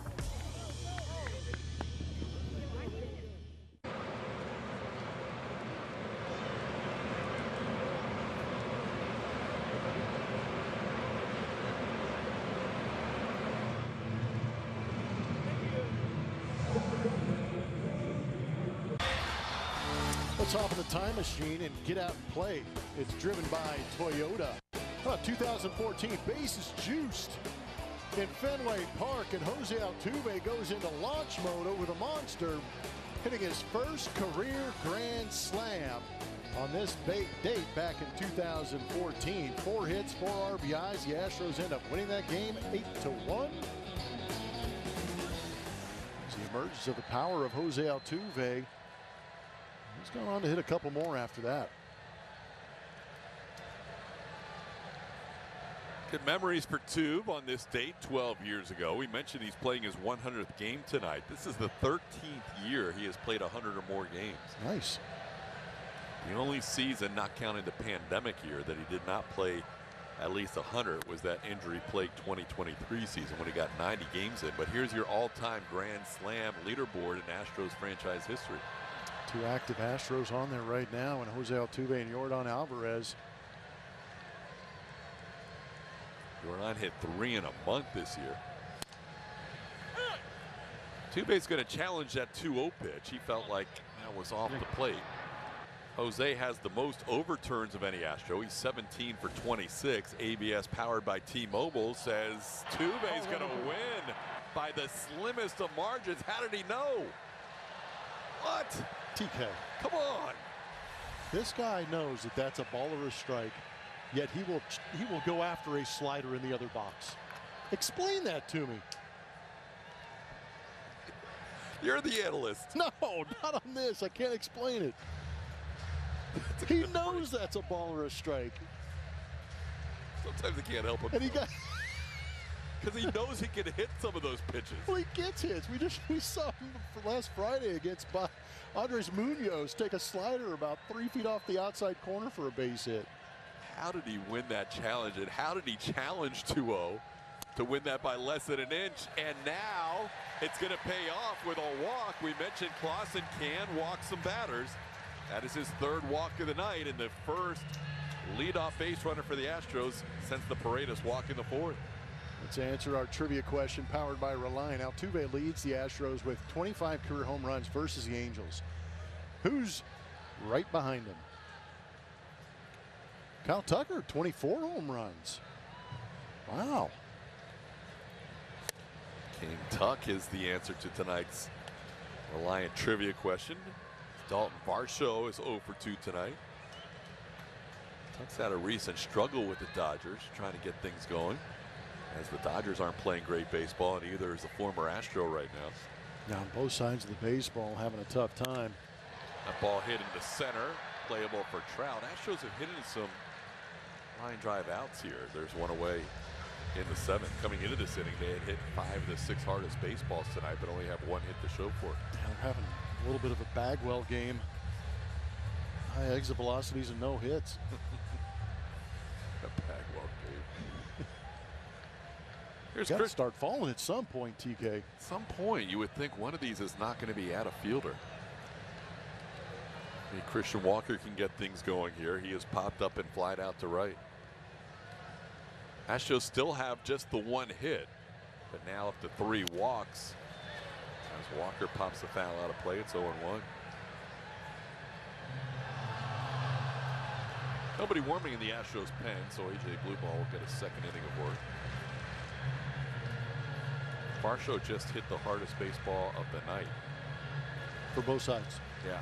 107.1? Yep. So that's now 6 of the 7 hardest hit baseballs off Astros bats, and they're all outs. Walker has one of those when he flied out to right in the 4th. Try to hold up, and he does hold up. It's 1-1.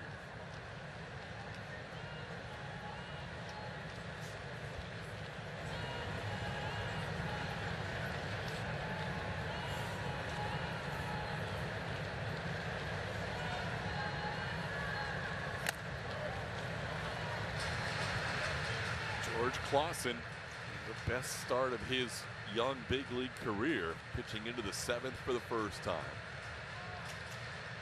He has had 4 different innings tonight where he has had single-digit pitch counts. Not this inning, but the 2nd, 3rd, 5th, and 6th. That'll help. Yeah, we've seen that in the last maybe week and a half from the Astros, going back to that San Diego series where they had a very similar line against that pitching staff for the San Diego Padres, where you saw some of those 4 or 5 innings of 8 pitches or less. Joe Espada saying pregame he feels like some guys may have gotten out of their approach a little bit in terms of just trying to pass the baton and taking good plate appearances, seeing some pitches. That has not necessarily turned around tonight with some of those low pitch count innings. But Walker's done a good job here. He just got one call that could have gone either way to get to 2-2, and now the count's full. It's a good firm slider from Klassen. Fastball's been above 95 consistently, and that slider has been between 91 and maybe 92.5 miles an hour.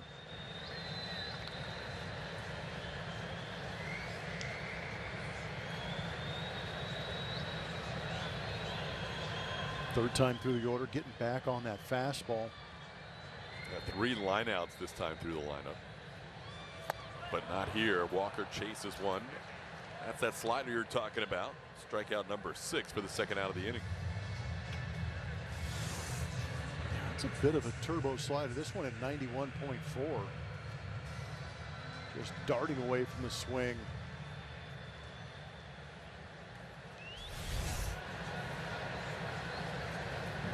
Now Taylor Trammell, he has been up twice and struck out twice as he misses that slider 0-1.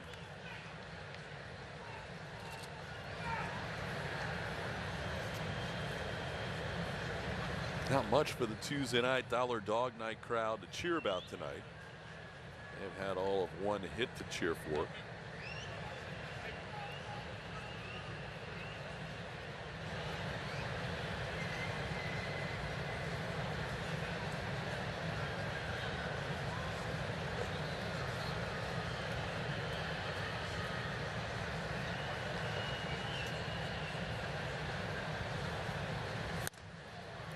Fastball at 98 is down 1-1. One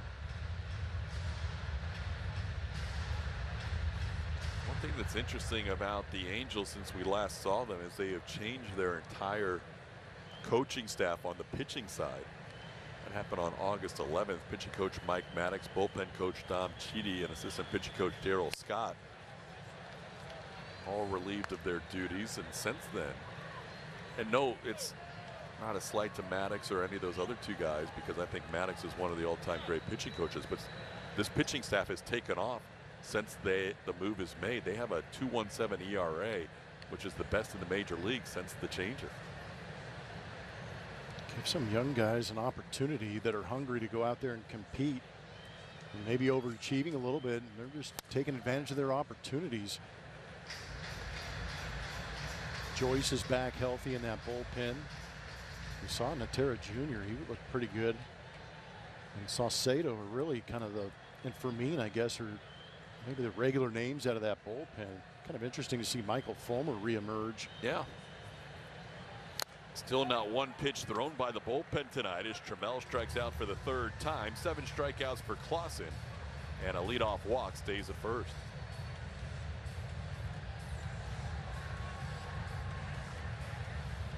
For years, I was hiding my drinking. I'm the type of drinker that I don't just have one. I didn't want to feel that urge anymore. That's what brought me to War Health. I'm a better dad. I'm a better husband. I just have a more grounded and present life, thanks to War Health. Text TV5 to 710-710 to learn more. Guys, stop what you're doing and head over to Fabletics, because right now everything is 80% off, including shirts, tees, polos, and shorts, pants, joggers.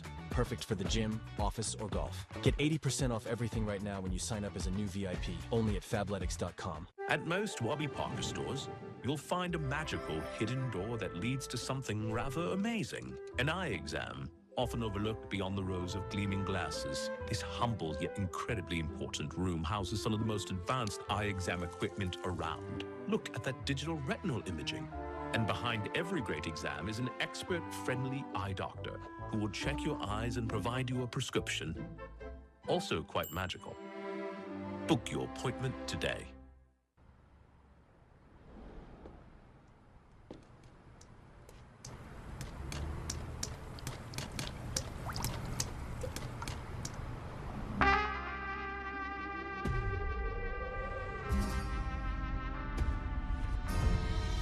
Don't know who can clean this? Thumbtack knows. Get recommendations for every kind of home project. Hire the right pro today.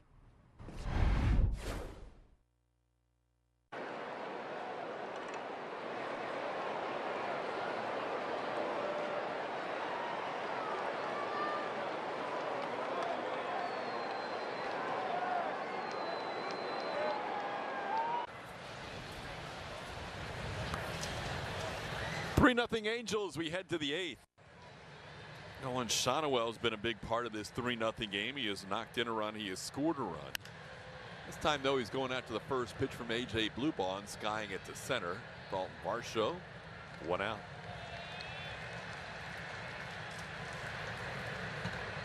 This is a game built on threes. 3 outs in an inning, 9 innings in a game, 9 players on the field. Everything's divisible by threes, but if for some reason they made it 2 outs per inning, the Astros would have a perfect game going.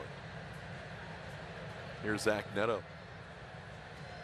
And we might have been in the 9th inning about an hour ago. Neto has one of those 2-out hits, an RBI double. First pitch he saw from Enyel De Los Santos. De Los Santos did not give up a run in his inning in the 3rd, but he did give up an inherited run. Charged to Brian King.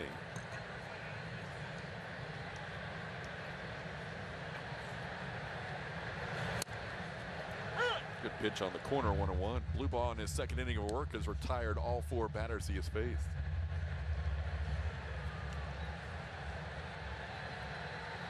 Finally, we see the Angels bullpen moving for the first time tonight, as Klassen's night might be done after 7 innings and 86 pitches. And that is the guy that Blummer talked about last half inning, Jose Fermin. 1 hit shutout through 7 for Klassen. Pretty dominant, too.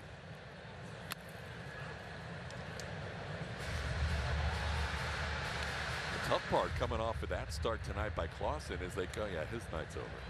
Is they go against Walbert Urania tomorrow. That's the guy since the Soriano trade that you really want to miss in the Angels rotation. That ball hit hard. There it is, the first non-2-out hit by the Angels tonight. It's a 1-out single by Neto. Ball skips past Altuve, but backing it up was Blueball. So Neto now 2 for 4. He's a 1-out base runner. Let's reveal the winner of tonight's Chevy Stroh Poll. We asked you about potential future Astros Hall of Famers. Who would you like to see next inducted? And Smitty Dave Smith wins over half the vote, 61%. Going for the closer, Dave Smith. Bob Knepper and Ken Forsch got their share of love as well, thanks to those who voted in today's Stroh Poll. Pretty overwhelming. Moises Ballesteros 0 for 3 today. Takes a pitch up 1-0.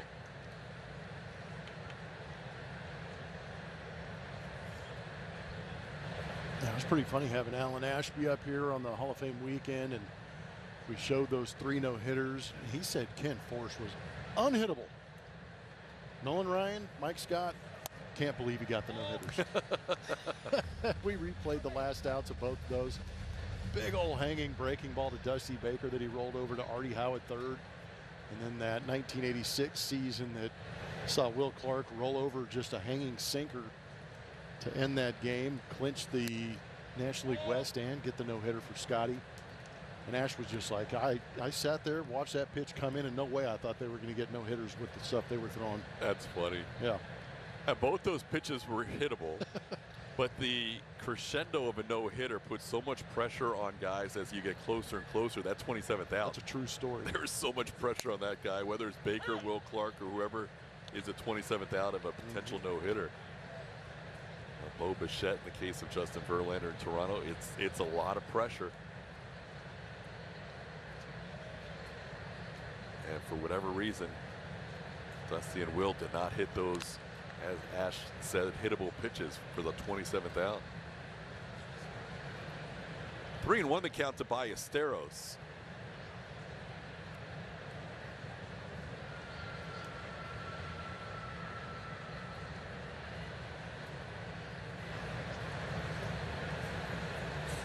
On the ground should be 2. Pena will take it himself, and he turns it. Nice play by Jeremy on a sharply hit ground ball. That'll end the inning. So Blueball faces the minimum in his 2 innings of work. Astros need some runs. Join your favorite on-air personalities for unique perspectives, in-depth interviews, and untold stories from on and off the field. The MLB Network Podcast, presented by New Balance, Saturdays on MLB Network and wherever you get your podcasts. Hey, I'm at the game.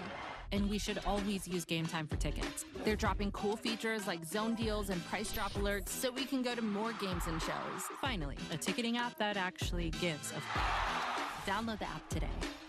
What is the dumbest thing you've ever wasted money on? I was paying for 2 subscriptions over like 3 years. That's like $1,400,000. How'd you figure that out? I saw an app that shows you all the monthly subscriptions you have and how much you're paying. So what'd you do then? Just like call and cancel, or? I have a phobia of making calls, so absolutely I did not do that. The app, you can cancel the app. What is the app called? Rocket Money. When your home has hardy fiber cement siding, it becomes the home neighbors want. They might not ask, how is this siding so durable? But their faces will, which is your cue to proudly say it's hardy fiber cement. And those looks are them wondering, is it always this beautiful? Yeah, it even holds its own against hailstorms, which will get them thinking about upgrading their own siding. James Hardy, what the best are making. What's on Tap is presented by Lawnmower Blonde, and how about how the prospect ratings have changed since the draft? Well, Logan Hughes and Jack Riddell, drafted this year in 2026. Hughes out of Texas Tech, Riddell out of Notre Dame, are now in the top 5 as they are in there along with Kevin Alvarez, Xavier Nyans, and Albert Vermeen in the top 5 in the Astros' top 5 prospects according to the MLB pipeline. Speaking of Fermin, there he is, another one, Jose Fermin, into this game.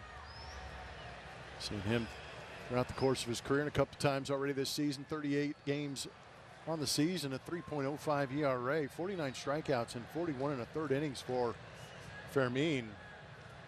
Pitched in all 3 games against the Texas Rangers. I guess 3 out of the 4.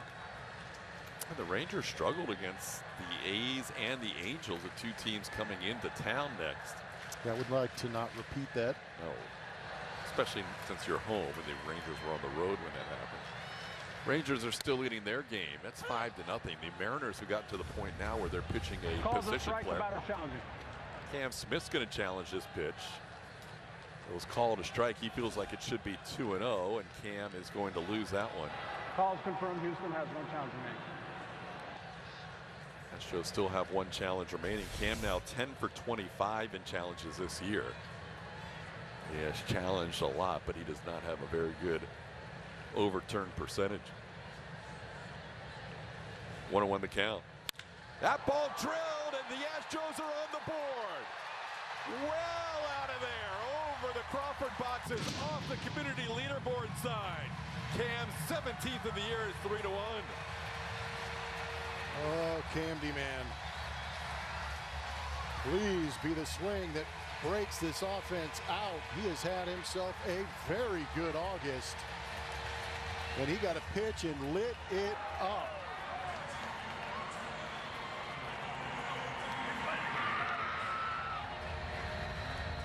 Hanging slider, and Cam says, thank you very much.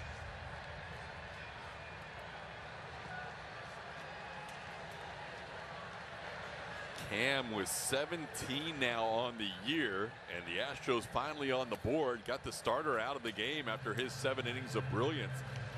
And the Astros 1 batter into the bullpen, putting a run on the board. Now Yainer Diaz the batter. Yeah, you finally get Nolan Klassen out of the game, and you give yourself a chance. This one, Bob Fallon out of play. It's 1-1. George Klassen going 7 innings of 1-hit shutout baseball. Now Jose Fermin giving up a home run.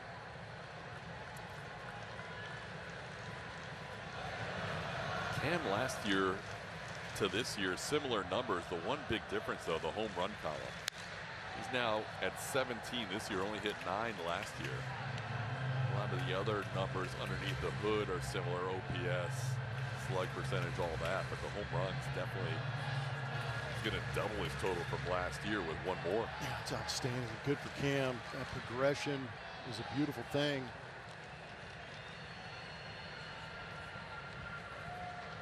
Yainer sends one into center, so in 2 batters, they have more hits against the bullpen than they had against the starter Klassen in 7 innings. Back to that Cam home run. This is that slider that stayed up out over the plate. And the big fella gets those arms extended. Felt good off the bat. 415 feet, 109.1 off the bat. Gasky giving the look. Did you see that? He almost missed the celebration. There he is, hype man. Shot out of a cannon. Or a bazooka. Who needs the turnover calls when you can do that on a 1-1 count? Yeah. You don't need to waste your time with that anymore. Come on, Kim. Focus on the swing. Now meeting at the mound, the new pitching coach for the Angels. Tim Levesque is the interim pitching coach. There's that swing by Yainer. It's another slider, but it's up. So as a hitter, you see that a little bit better. And Yainer extending himself and was able to hit that hard up the middle. Now you've got action at the bottom of the order, getting things going. Now you've got the boys at the top hoping to do some damage. 22,767 on a Tuesday night. Having the most fun in this inning that they've had all night long, with Jeremy Pena batting and looking at 96 for a strike, 0-1. The Angels can give up some leads. Just got to be patient enough and ready enough to get the mistake. That one off the end of the bat foul, and the count's 0-2.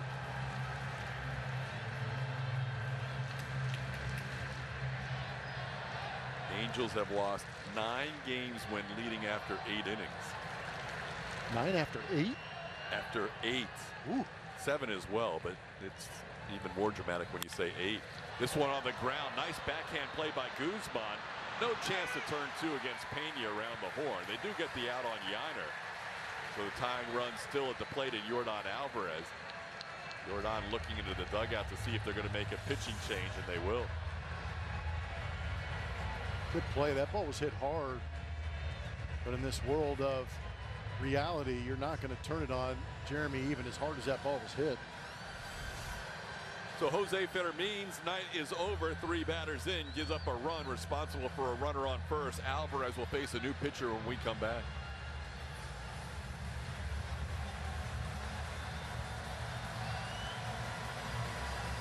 What if you could have shades like these for a fraction of big brand prices? With Shavy Rays, you can. We're an independent company, so we do things differently. We offer high-quality polarized shades for a reasonable price. And we personally replace shades that get lost or broken. So far, we've racked up over 300,000 5-star reviews. I founded Shavy Rays so that we could have sunglasses that stand up to whatever life throws at us. Order now and get 20% off site-wide at shavyrays.com. We are launching a new pro baseball team called the Long Beach Coast. We are out in the community every day meeting with small businesses, and we're meeting our future fans. For the Long Beach Coast to succeed, we're going to have to take advantage of every hour. What I love about Gusto is that everything from HR, payroll, onboarding, all of it's just so turnkey. It allows me to focus on the most important thing, which is building a great team both on and off the field. Guys, stop what you're doing and head over to Fabletics, because right now everything is 80% off, including shirts, tees, polos, and shorts, pants, joggers. Perfect for the gym, office, or golf. Get 80% off everything right now when you sign up as a new VIP, only at Fabletics.com.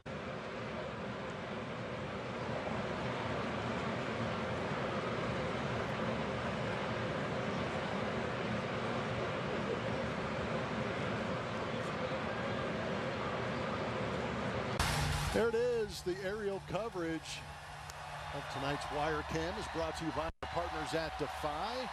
Good look at the fans trying to get into this game. A big swing in this inning off the bat of Cam Smith has got the Astros on the board, broken the seal. Yainer Diaz on first base with a base hit. New pitcher into this game is going to be Ryan Watson. He's got Yordan Alvarez striding to the plate. 58 in the third innings. 4.32 is that ERA. Left-handed hitters hitting .292 against Watson. Right-handed hitters hitting .215. He's facing the best lefty in the game, Yordan Alvarez, who has faced him twice and walked twice against him. Tying run at the plate. Yordan sees one low for a ball, 1-0. Watson made his big league debut earlier this season with the Red Sox on March 28th and then was claimed off waivers from Boston by the Angels on August the 7th. Made his Angels debut on August the 9th. Big spot here in a 2-run game facing Yordan Alvarez with a runner on, and it's 2-0.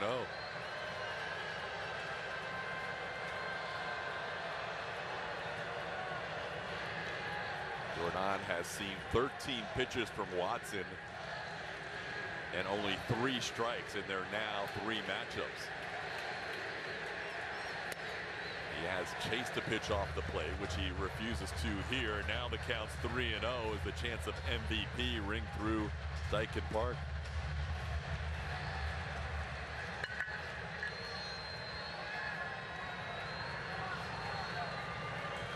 Can you give him anything here? No. You might as well just put him on there. I was going to say, I'm not sure if they're, I mean, why would you waste the pitch? Just in case he throws him a strike. If you throw him a 3-1 strike, you're not going to throw him. I mean, if you throw him a 3-0 strike, you're not going to throw him a 3-1 strike. He dropped one in. Didn't throw him a fastball, but he got the curveball in at the knees. Guess he really wanted to throw Yordan one more. Okay. See how it goes.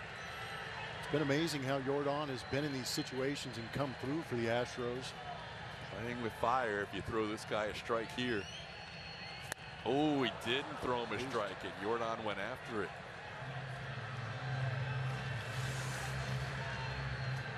He didn't throw it in the zone. Like TK said, that was that sweeper down and in, back footed him, and Yordan expanding.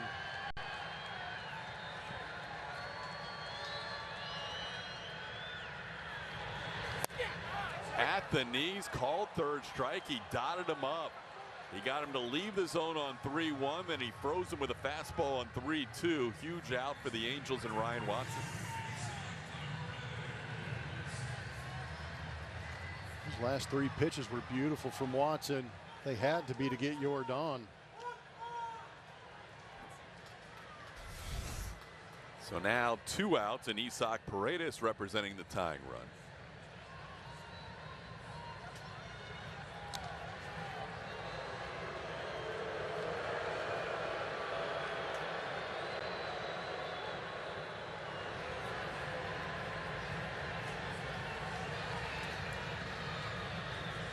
Paredes a couple of walks and a line out to left.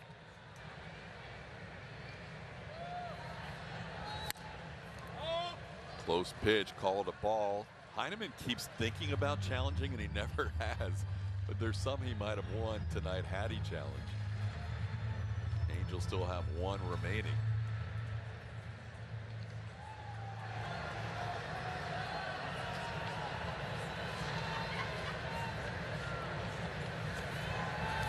Pitch is up, it's 2-0.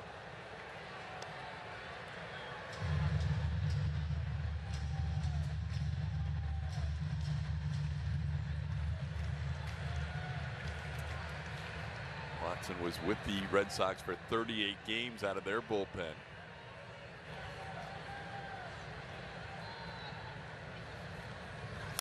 Broken bat on the 2-0 pitch, and Isaac will get a new stick with a 2-1 count. They got too quick on that sweeper and got it off the end of the bat.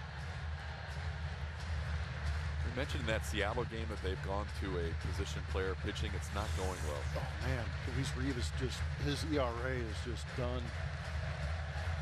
Luis Rivas gave up 9 runs in his 1 inning of work, 8 earned. I thought the Seahawks had a better defense than that. Seahawks gave up 22. Mariners gave up 22 to the Packers. 22-0 final. Milwaukee beat Seattle.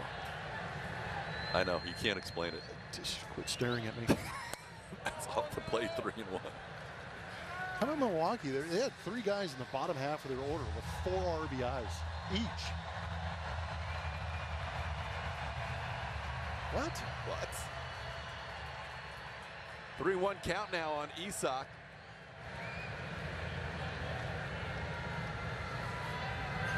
And that is a well-placed cutter to run the count full. Watson is found that release point. Went to a Brewers game and a Packers-Seahawks game broke out. Yeah.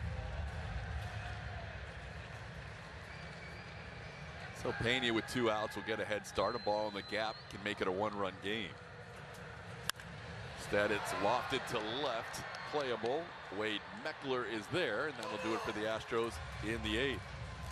There was some life in the Astros bats. It came out of the big swing of Cam Smith. Launched one, 415 feet.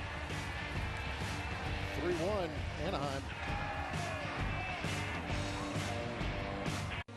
Do you dream of seeing all 30 ballparks? Really a special place. People are excited for the game. We've got you. For the first time, MLB and T-Mobile offer you a chance to win trips to all 30 stadiums. Yes, all 30. What a treat. The views. This is so much fun. The food. It's a fiesta here at the ballpark. The vibe. The energy is incredible. The adventure of a lifetime with experiences you simply need to see to believe. Begin your journey to 30. Enter now. Well, it's a MLB legacy project. With MLB this year, they're trying to do a volunteer project that gives 250,000 volunteer hours. So lucky enough for me that, our Boys and Girls Club is here. And, here we are today doing the volunteer work, being one of the beneficiaries during All-Star Week. It's amazing. It's about giving back. It is our primary goal to leave a legacy behind. It's together with our fans, our players, and our clubs that we're able to make a difference. Join your favorite on-air personalities for unique perspectives, in-depth interviews, and untold stories from on and off the field. The MLB Network Podcast, presented by New Balance, Saturdays on MLB Network and wherever you get your podcasts.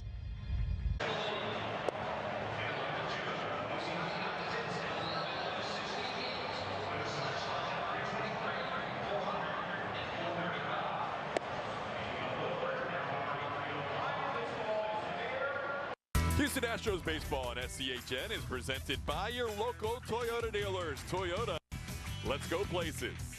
By Gallery Furniture. Buy your furniture today. Gallery Furniture delivers free tonight. And by Academy Sports and Outdoors. Fun can't lose.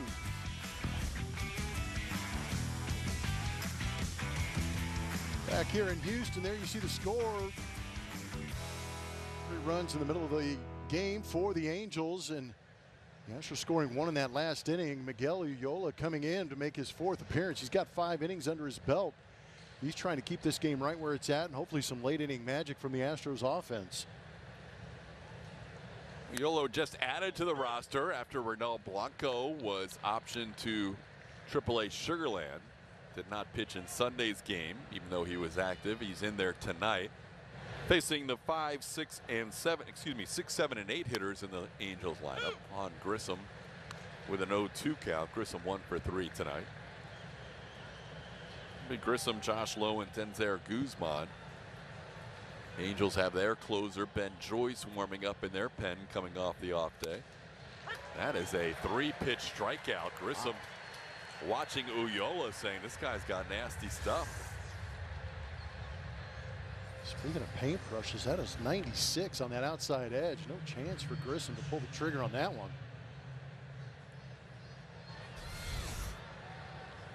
Now Josh Lowe hit one in the Crawford boxes in left field for a home run to make it a 2-0 game, showing bunt, and bunts it off the screen foul.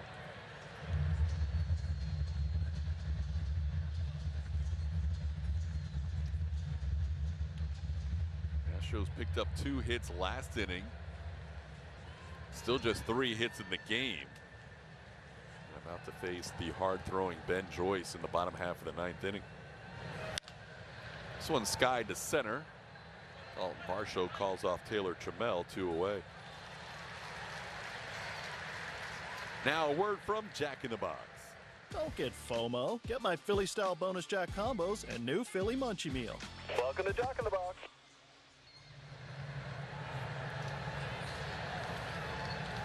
Now Uyola will face Denzer Guzman. 2 outs and the base is empty. We've said that 8 of the 9 innings. That one's fouled back, 0-1. Leadoff hitter retired all 9 innings, and first 2 batters retired in 8 of the 9 innings. Yet the Angels lead at 3-1.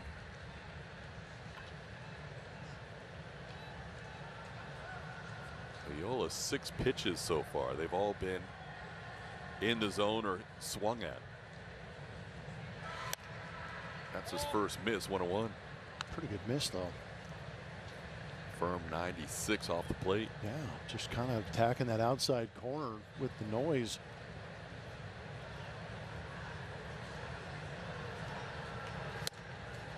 Rangers game has gone final. Texas shuts out Washington in the first game of their series 5-0. So if the Astros fail to come from behind in the bottom of the 9th inning, their lead will move to 1 game in the AL West and stay 4 ahead of the Mariners. That one fouled back 2-2.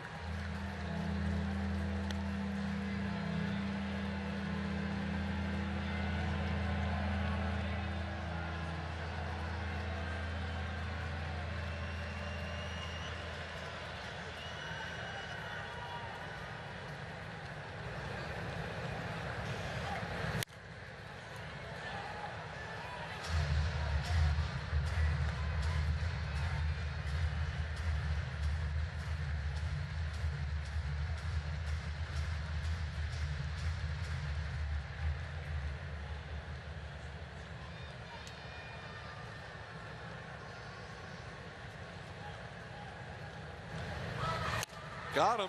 Ulloa impressive. Back from Sugarland, a 1-2-3 inning, starts and ends the inning with a strikeout. Astros need at least 2.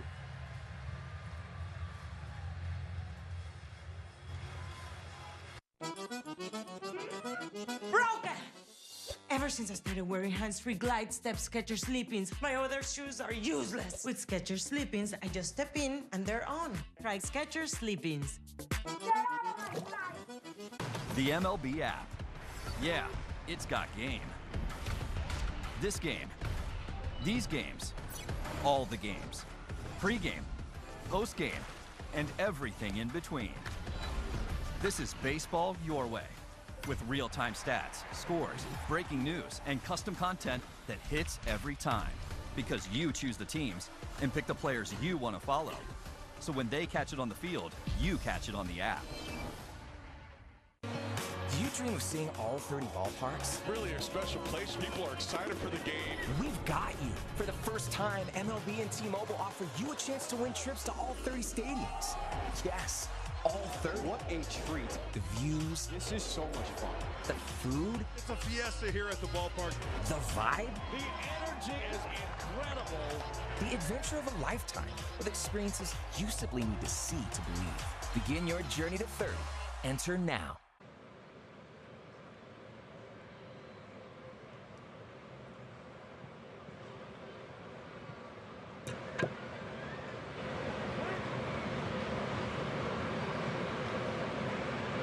Our next telecast is presented by Kaplan Sinus Relief. Tomorrow night, tough rookie Walbert Urania goes against the Astros. We'll announce the Astros starter, at least Joe Espada will, after the game in our post-game coverage. Our coverage tomorrow with a pregame show starts at 6:30 for a 7:10 first pitch.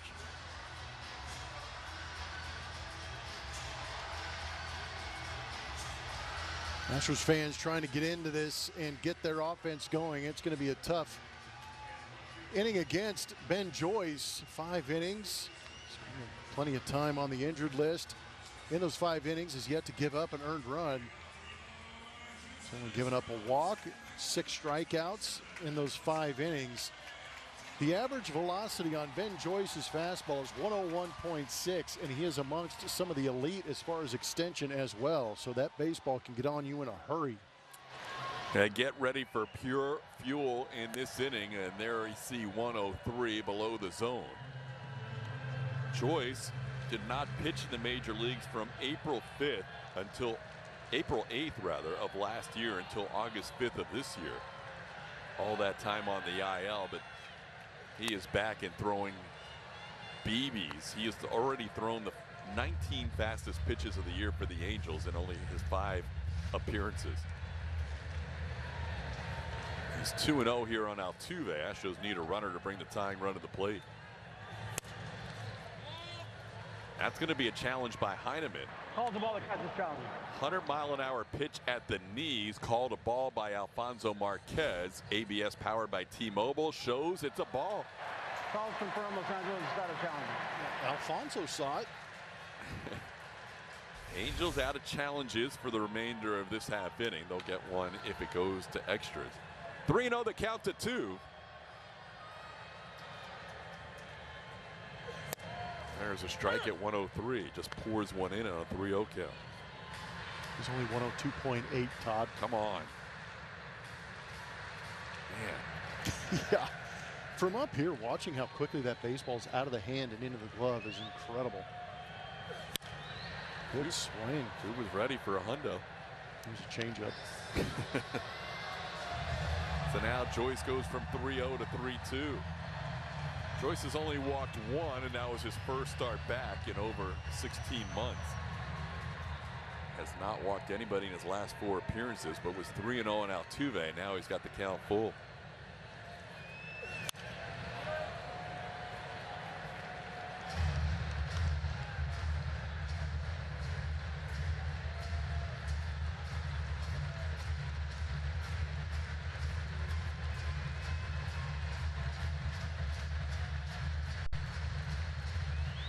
Altuve, Dalton Varsho, Christian Walker due up in the 9th. Astros down 3-1.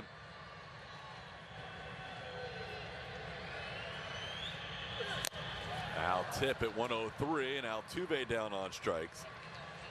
Joyce picking up the first out of the 9th. Still think that's a pretty impressive AB. Working that deep count, laying off some pitches early, but eventually just overwhelmed. Almost half of his pitches thrown this year have been 100 miles an hour or better. Here's Dalton Varsho. Varsho sends one to center. Mike Trout coming in. And there's 2 outs in the inning. Not a whole lot of offense tonight for the Astros. 3 hits. They did draw 3 walks against George Klassen, but the starter in his 5th major league outing was outstanding. 7 innings of 1-hit shutout baseball. Now Ben Joyce trying to shut the door on an Astros 3-1 deficit here in the bottom of the 9th. An Angels win would put them up to 5-6 on the season against the Astros, and would be their 50th win of the year. Walker going after 103 and fouling it back.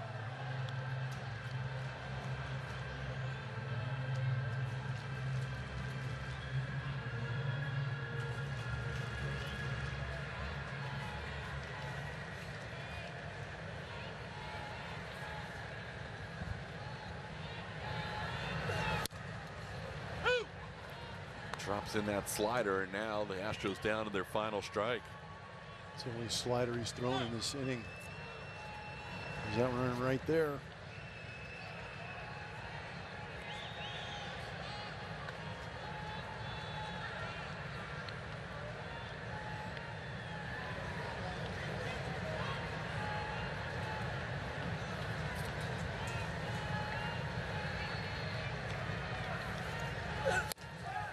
Astros lose tonight 3-1. They have now dropped the last 3 games on this homestand and fall back to an even 500 on the season. Angels win it to open up this 3-game series. The Astros lead in the West down to 1 game over the Texas Rangers. Coming up, the Astros post-game show presented by Whataburger. Kevin Eschenfelder and Ryan Presley are your hosts tonight. Julia Morales helping out with interviews in the Astros clubhouse. Post-game show is next.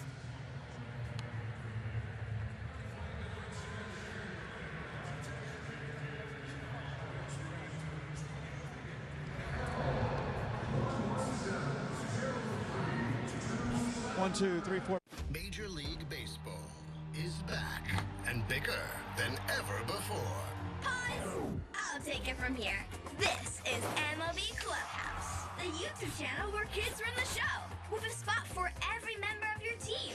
Just look at this lineup. Play ball. Welcome to MLB Art Club. And this is the dugout. Hey, that's us.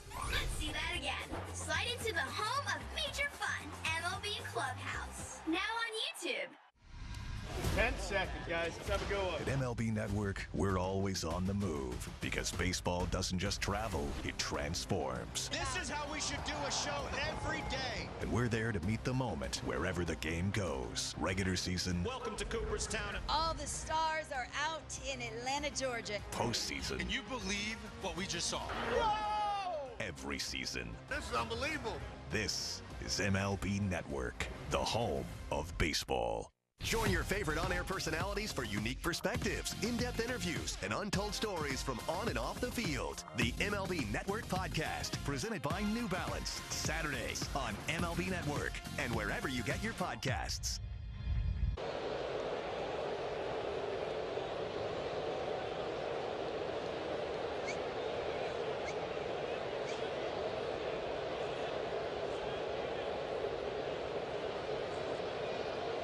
Giveaway sales event. Get 0% APR plus $1,500 bonus cash or get up to $3,000 retail bonus cash on the Hyundai Santa Fe. Visit your local Hyundai dealer today.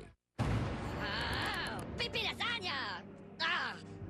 Join your favorite on-air personalities for unique perspectives, in-depth interviews, and untold stories from on and off the field. The MLB Network Podcast, presented by New Balance, Saturdays on MLB Network and wherever you get your podcasts. We need to talk about soda because Poppy's changed it for the better forever. It's a bubbly. Imagine that. And see Minions and Monsters only in theaters. Well, disappointing night tonight for the Astros as they drop Game 1 of this 3-game series with the Angels. Halos winning it by a score of 3-1 alongside Ryan Presley. Kevin Eschenfelder, hope you'll stick around for the post-game show. Now, this one on the offense or lack thereof tonight just never could get anything going. Yeah, starting pitching for the Angels went out, executed their game plan, kept the hitters off balance. Tough go for the Astros tonight, but get ready to go tomorrow. Yep, Astros only one hit up until the 8th inning, and that was the way this one ends tonight, 3-1 the final. Stick around, post-game shows coming up next. TK and Blummer, they'll wrap things up from the booth next.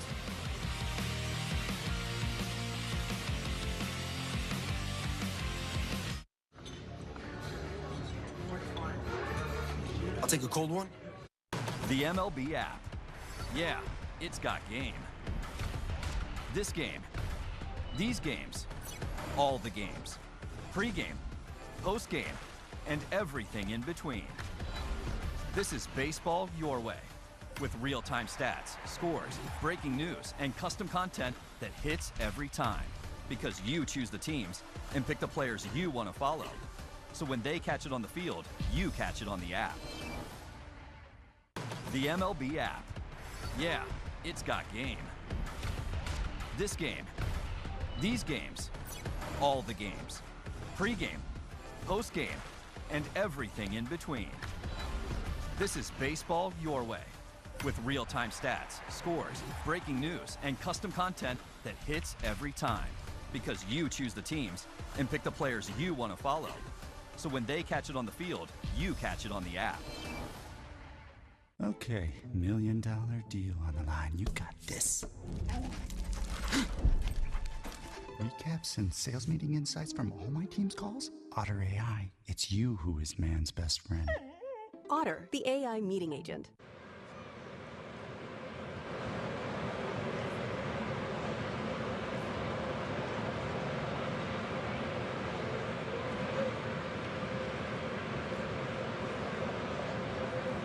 They were all there just for her. Thank you, Texas children. You do amazing work. Thank you for your service. Just thank you. 3-1 the final. The Angels coming in with the worst record in baseball, tied with the A's. Take it to the Astros here thanks to George Klassen and a couple of relievers in the first game of this 3-game series. Todd Callis alongside Jeff Blummer. Offense really couldn't get things going, and the Angels did some damage with 2 outs. No, that's back-to-back games now where the Astros pitching has given up 3 runs, and the Astros have not been able to overcome that. You figure this offense with Jordan in there, Jeremy Pena, Isak, Christian Walker, the way Cam Smith is swinging in the month of August, that you might be able to overwhelm that. They just haven't been able to, and you hate to pin it on a particular group of guys, but the offense has just been not there in the last couple of games for the Astros. It's been a tough August. It has been a tough August, especially the last few games. Astros still have a 1-game lead, but it's getting tight with 36 games to go as they lead the Rangers by 1 in the American League West. So game 2 tomorrow night between the Astros and the Los Angeles Angels.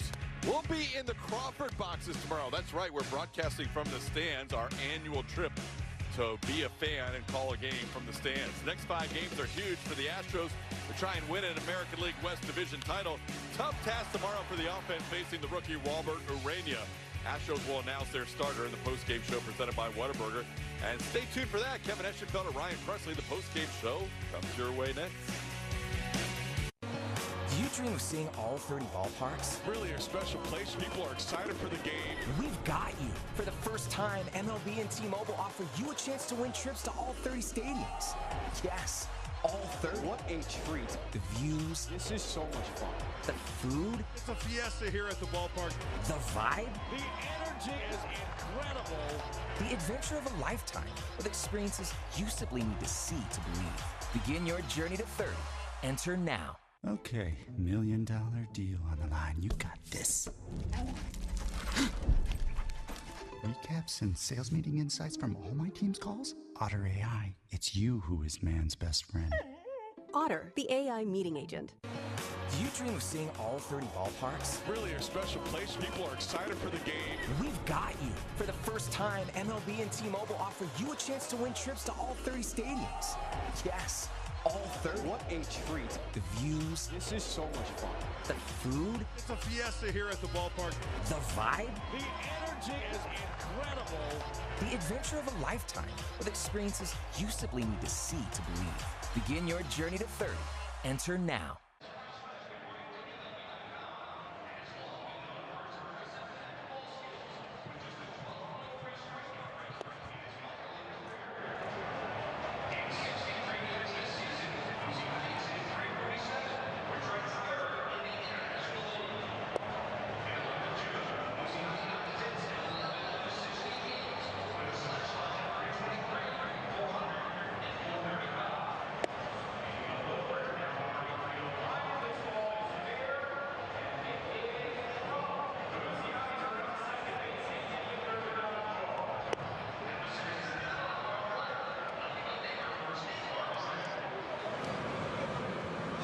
What's up, brother? How you been? Where you going? What'd I do?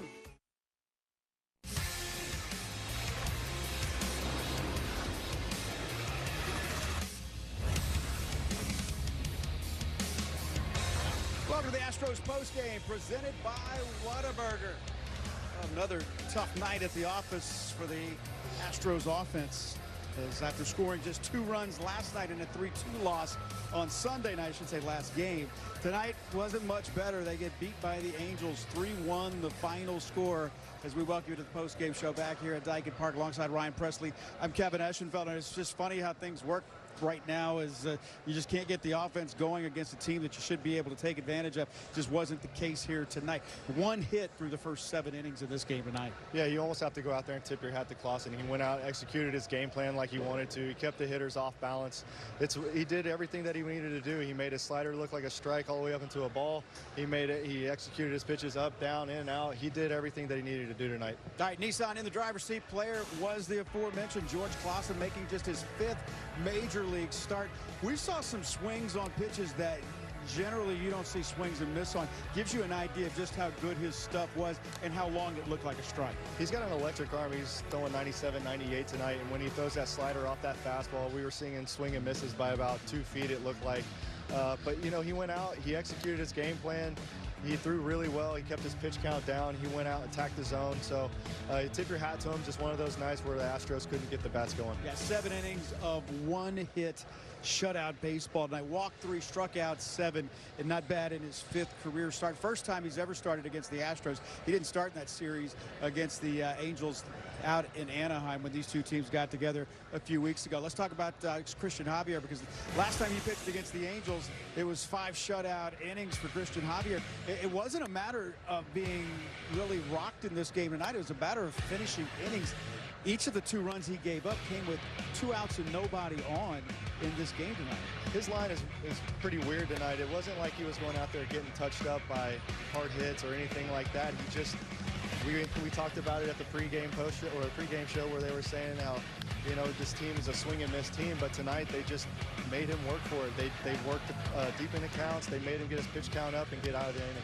The 4 hits that he allowed in this game, or the 5 hits he allowed in this game, all came after 2 outs and nobody on. A single in the 2nd inning, then after getting 2 straight outs in the 3rd inning, gave up a single and then an RBI single to Nolan Shawnwell. That was the first run, and then he gave up the RBI double to Zach Neto. So, I mean, it gives you an idea just how good his stuff was, or how really better. He probably pitched better than the line may have indicated. Not necessarily about the stuff, but probably pitched better than the line indicated. Yeah, going out and getting the first 2 guys out and then giving up a couple of hits with 2 outs, it's kind of an inning killer, kind of like lowers your confidence a little bit. But again, the line is not as bad as it seems, but it's just the pitch count got really high tonight. They had to dip into the bullpen and bring in blue ball and have some guys eat up some innings. Yeah, correct myself. That second run that he allowed Josh Lowe with the solo home run. In the end, though, at the end of the night, the Astros fall to the Angels, first of this 3-game series, as they lose this one tonight by a score of 3-1. More to come here on the postgame, presented by Whataburger, in a moment. They say it's a game of numbers, pero el flow es completamente otra ciencia.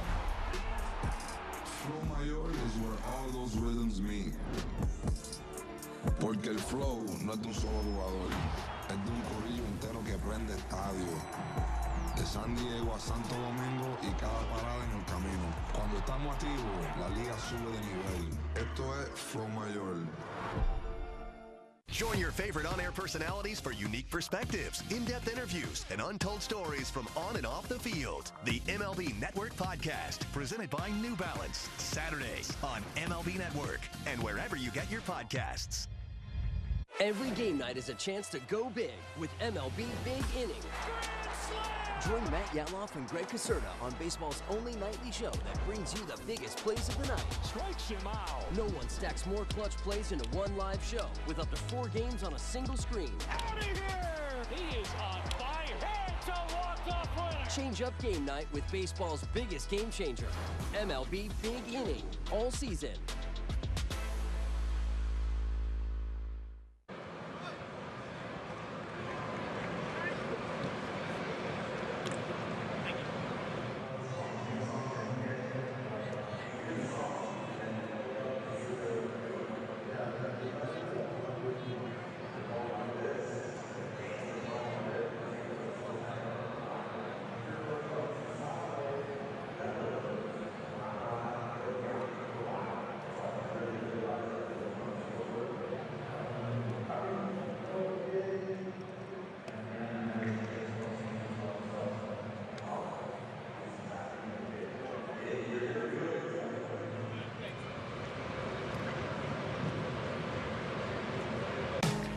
I get 2.5% cash back on all larger purchases and 2% on everything else. And I use that cash back to turn supplies into meals, tools into toasts, and big jobs into a big celebration for the team. This is for you. Chase Inc. Cashback built for every business. I've never seen you wear a suit. You look good. It's time to get a little spicy, like fiery mayo and onion spicy, all wrapped in spicy. Smoothie's still cold, though. New Tiki Torch Wrap at Tropical Smoothie Cafe. Eat some good. Astros postgame on SCHN is brought to you by Whataburger. Your favorite burger made hot and fresh, just the way you like it. By Texas Mattress Makers. Get your best night's sleep for the best price now with 9 Houston showrooms. Visit TexasMattressMakers.com. And by your best in Texas Ford dealers. Tough night tonight at the ballpark as the Astros fall to the Angels. Now the Astros lead in the American League West. Down to a game with the Rangers winning tonight at home against the Washington Nationals. There's your final score.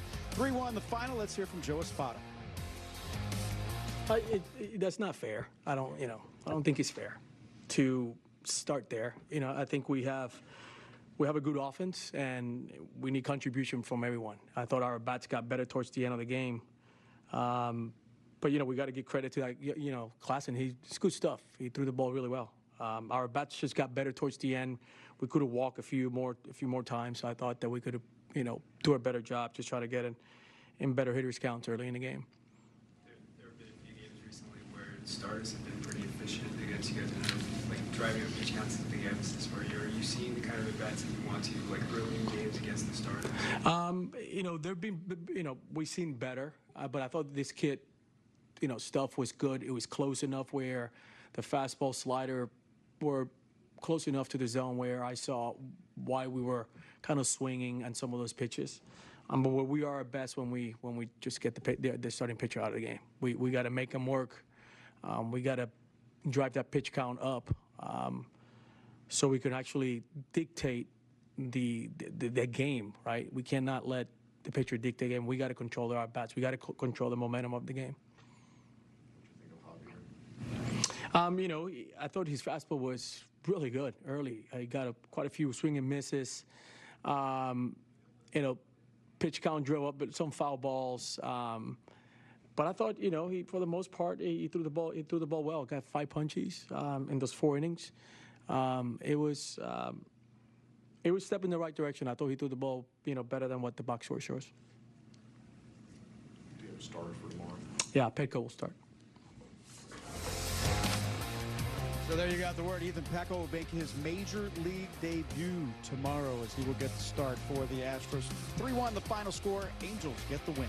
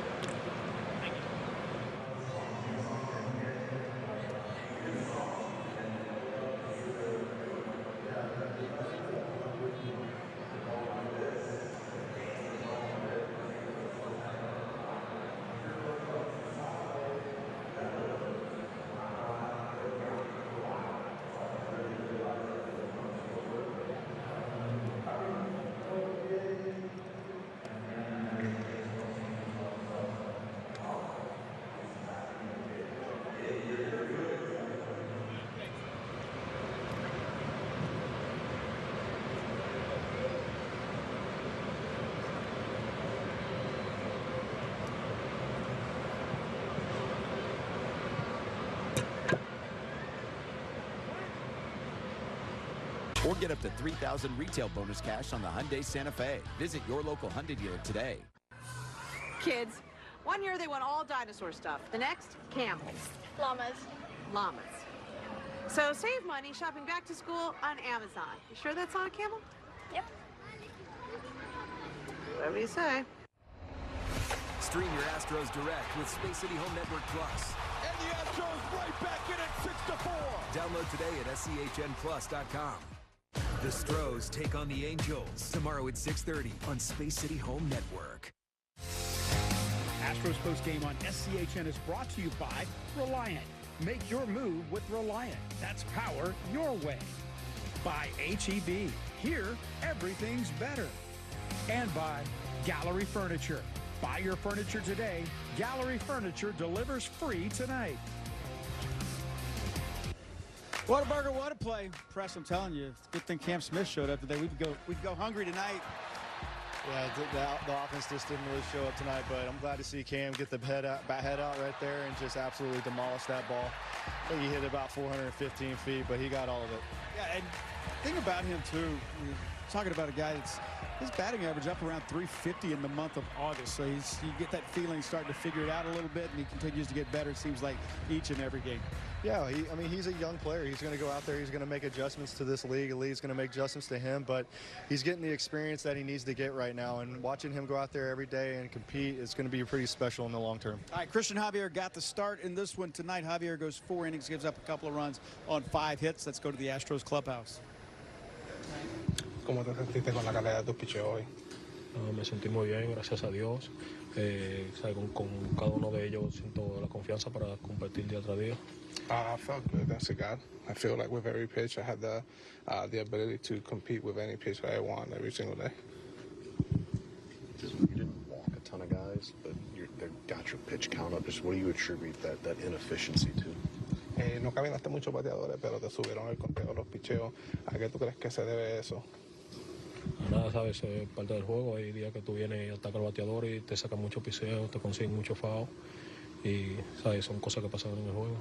It's part of the game. There's days that hitters are going to come and they're going to drive your count up and foul. They're going to foul many pitches, and I think it's something that's going to happen. Maybe any kind of adjustment to you second time through just to get some more results on their end? What's the last part? Did they make an adjustment second time through just to get more results on their end? ¿Tú crees que ellos hicieron el ajuste la segunda vez que te vieron para subirte el picheo? Sabes, todos los días tú tratas de hacer ajustes. A lo mejor ellos tuvieron un mejor plan el día de hoy y trataron de competir mucho más mejor contra mí. Sabes, todos los días tú vienes a tratar de ser mejor. I feel like every day, we as players make our adjustments, and I think they were able to make the adjustment. I feel like their plan today, maybe it was better against me. Every time we go out there, I just try to compete, but yeah, I think they made their adjustments.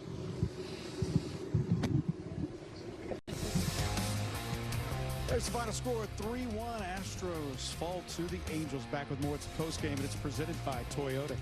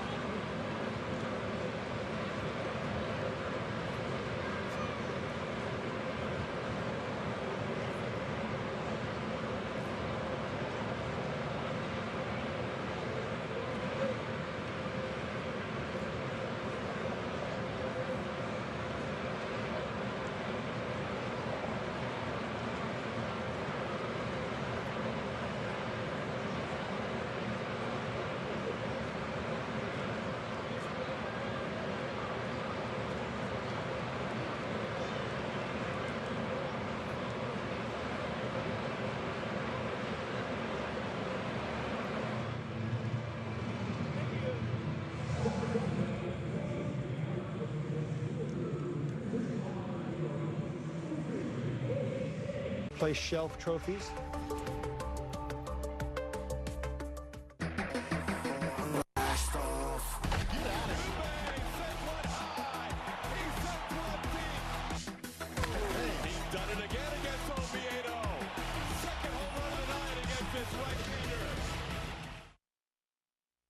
Astros postgame on SCHN is brought to you by Whataburger, your favorite burger made hot and fresh, just the way you like it. By your local Toyota dealers. Toyota, let's go places. And by Uber Eats. Order the burger joint, Houston's best burger on Uber Eats. Rooms to go game summary. Not much to summarize here as the Angels building that picket fence in the third, fourth, and fifth inning. The Astros got a single from Altuve in the first inning. They did not have another hit until a leadoff home run in the eighth inning by Cam Smith. It was a long dry spell and a tip of the cap to George Klassen the way he pitched in this game today. Yeah, just a really frustrating game for the Astro hitters today. I mean, but, tomorrow's a new day. Come to the field ready to go. Try to win this series. All right, Astros fall 3-1, the final score. Rangers moved to within a game of the Astros in the American League West. As for the Seattle Mariners tonight, they were in Milwaukee, and they got beat 22-0. But on top of that, there's a kind of if you're going to lose quick, right? I mean, it could always be worse. Bottom of the eighth inning, when the Milwaukee Brewers had a 13-0 lead, they scored 9 runs in the bottom of the eighth inning to win 22-0. That is the largest shutout win in Major League history. I don't think I want to be in that clubhouse right now, but hey, we'll take Seattle losing any day. I texted my buddy who does the Seattle Mariners postgame, and I said, "Bet my postgame was better than yours." We've got more to come. Stick around. Astros fall to the Angels tonight, 3-1. Back with more in a moment.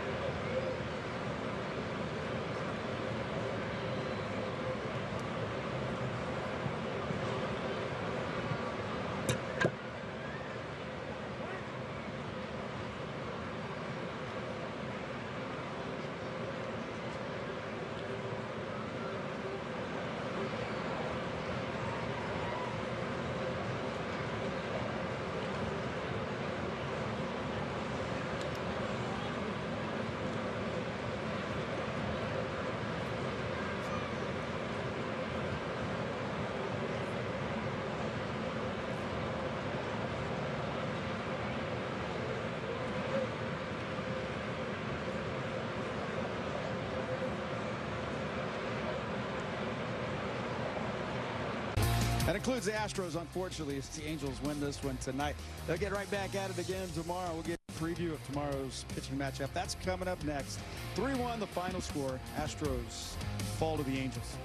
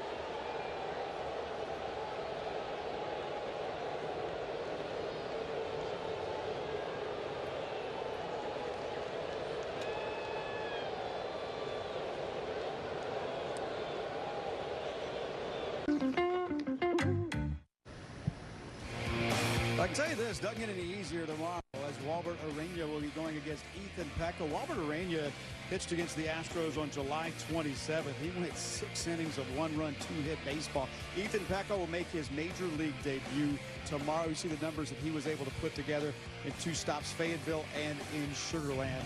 He'll make his major league debut tomorrow. 6th round pick. That's what he was out in 2023 out of Towson State. Yeah, it's going to be a big day for Ethan Pecco making his major league debut, so I'm sure his family and friends are going to be watching or probably here. So good luck to the rookie tomorrow, and it's going to be quite a challenge because going against Walbert Urania, he's got an electric arm just like the guy that had tonight. Yeah, the Astros are going to need all the help they can get trying to get that offense going tomorrow because that was certainly not the case here today. A solo home run. That was the offense tonight for the Astros as they fall to the Angels in the opener of this 3-game series. 3-1 the final score. That's going to do it for us here on the postgame show presented by Whataburger. We'll be back with you again tomorrow night starting at 6:30 with the pregame show. We'll see you then.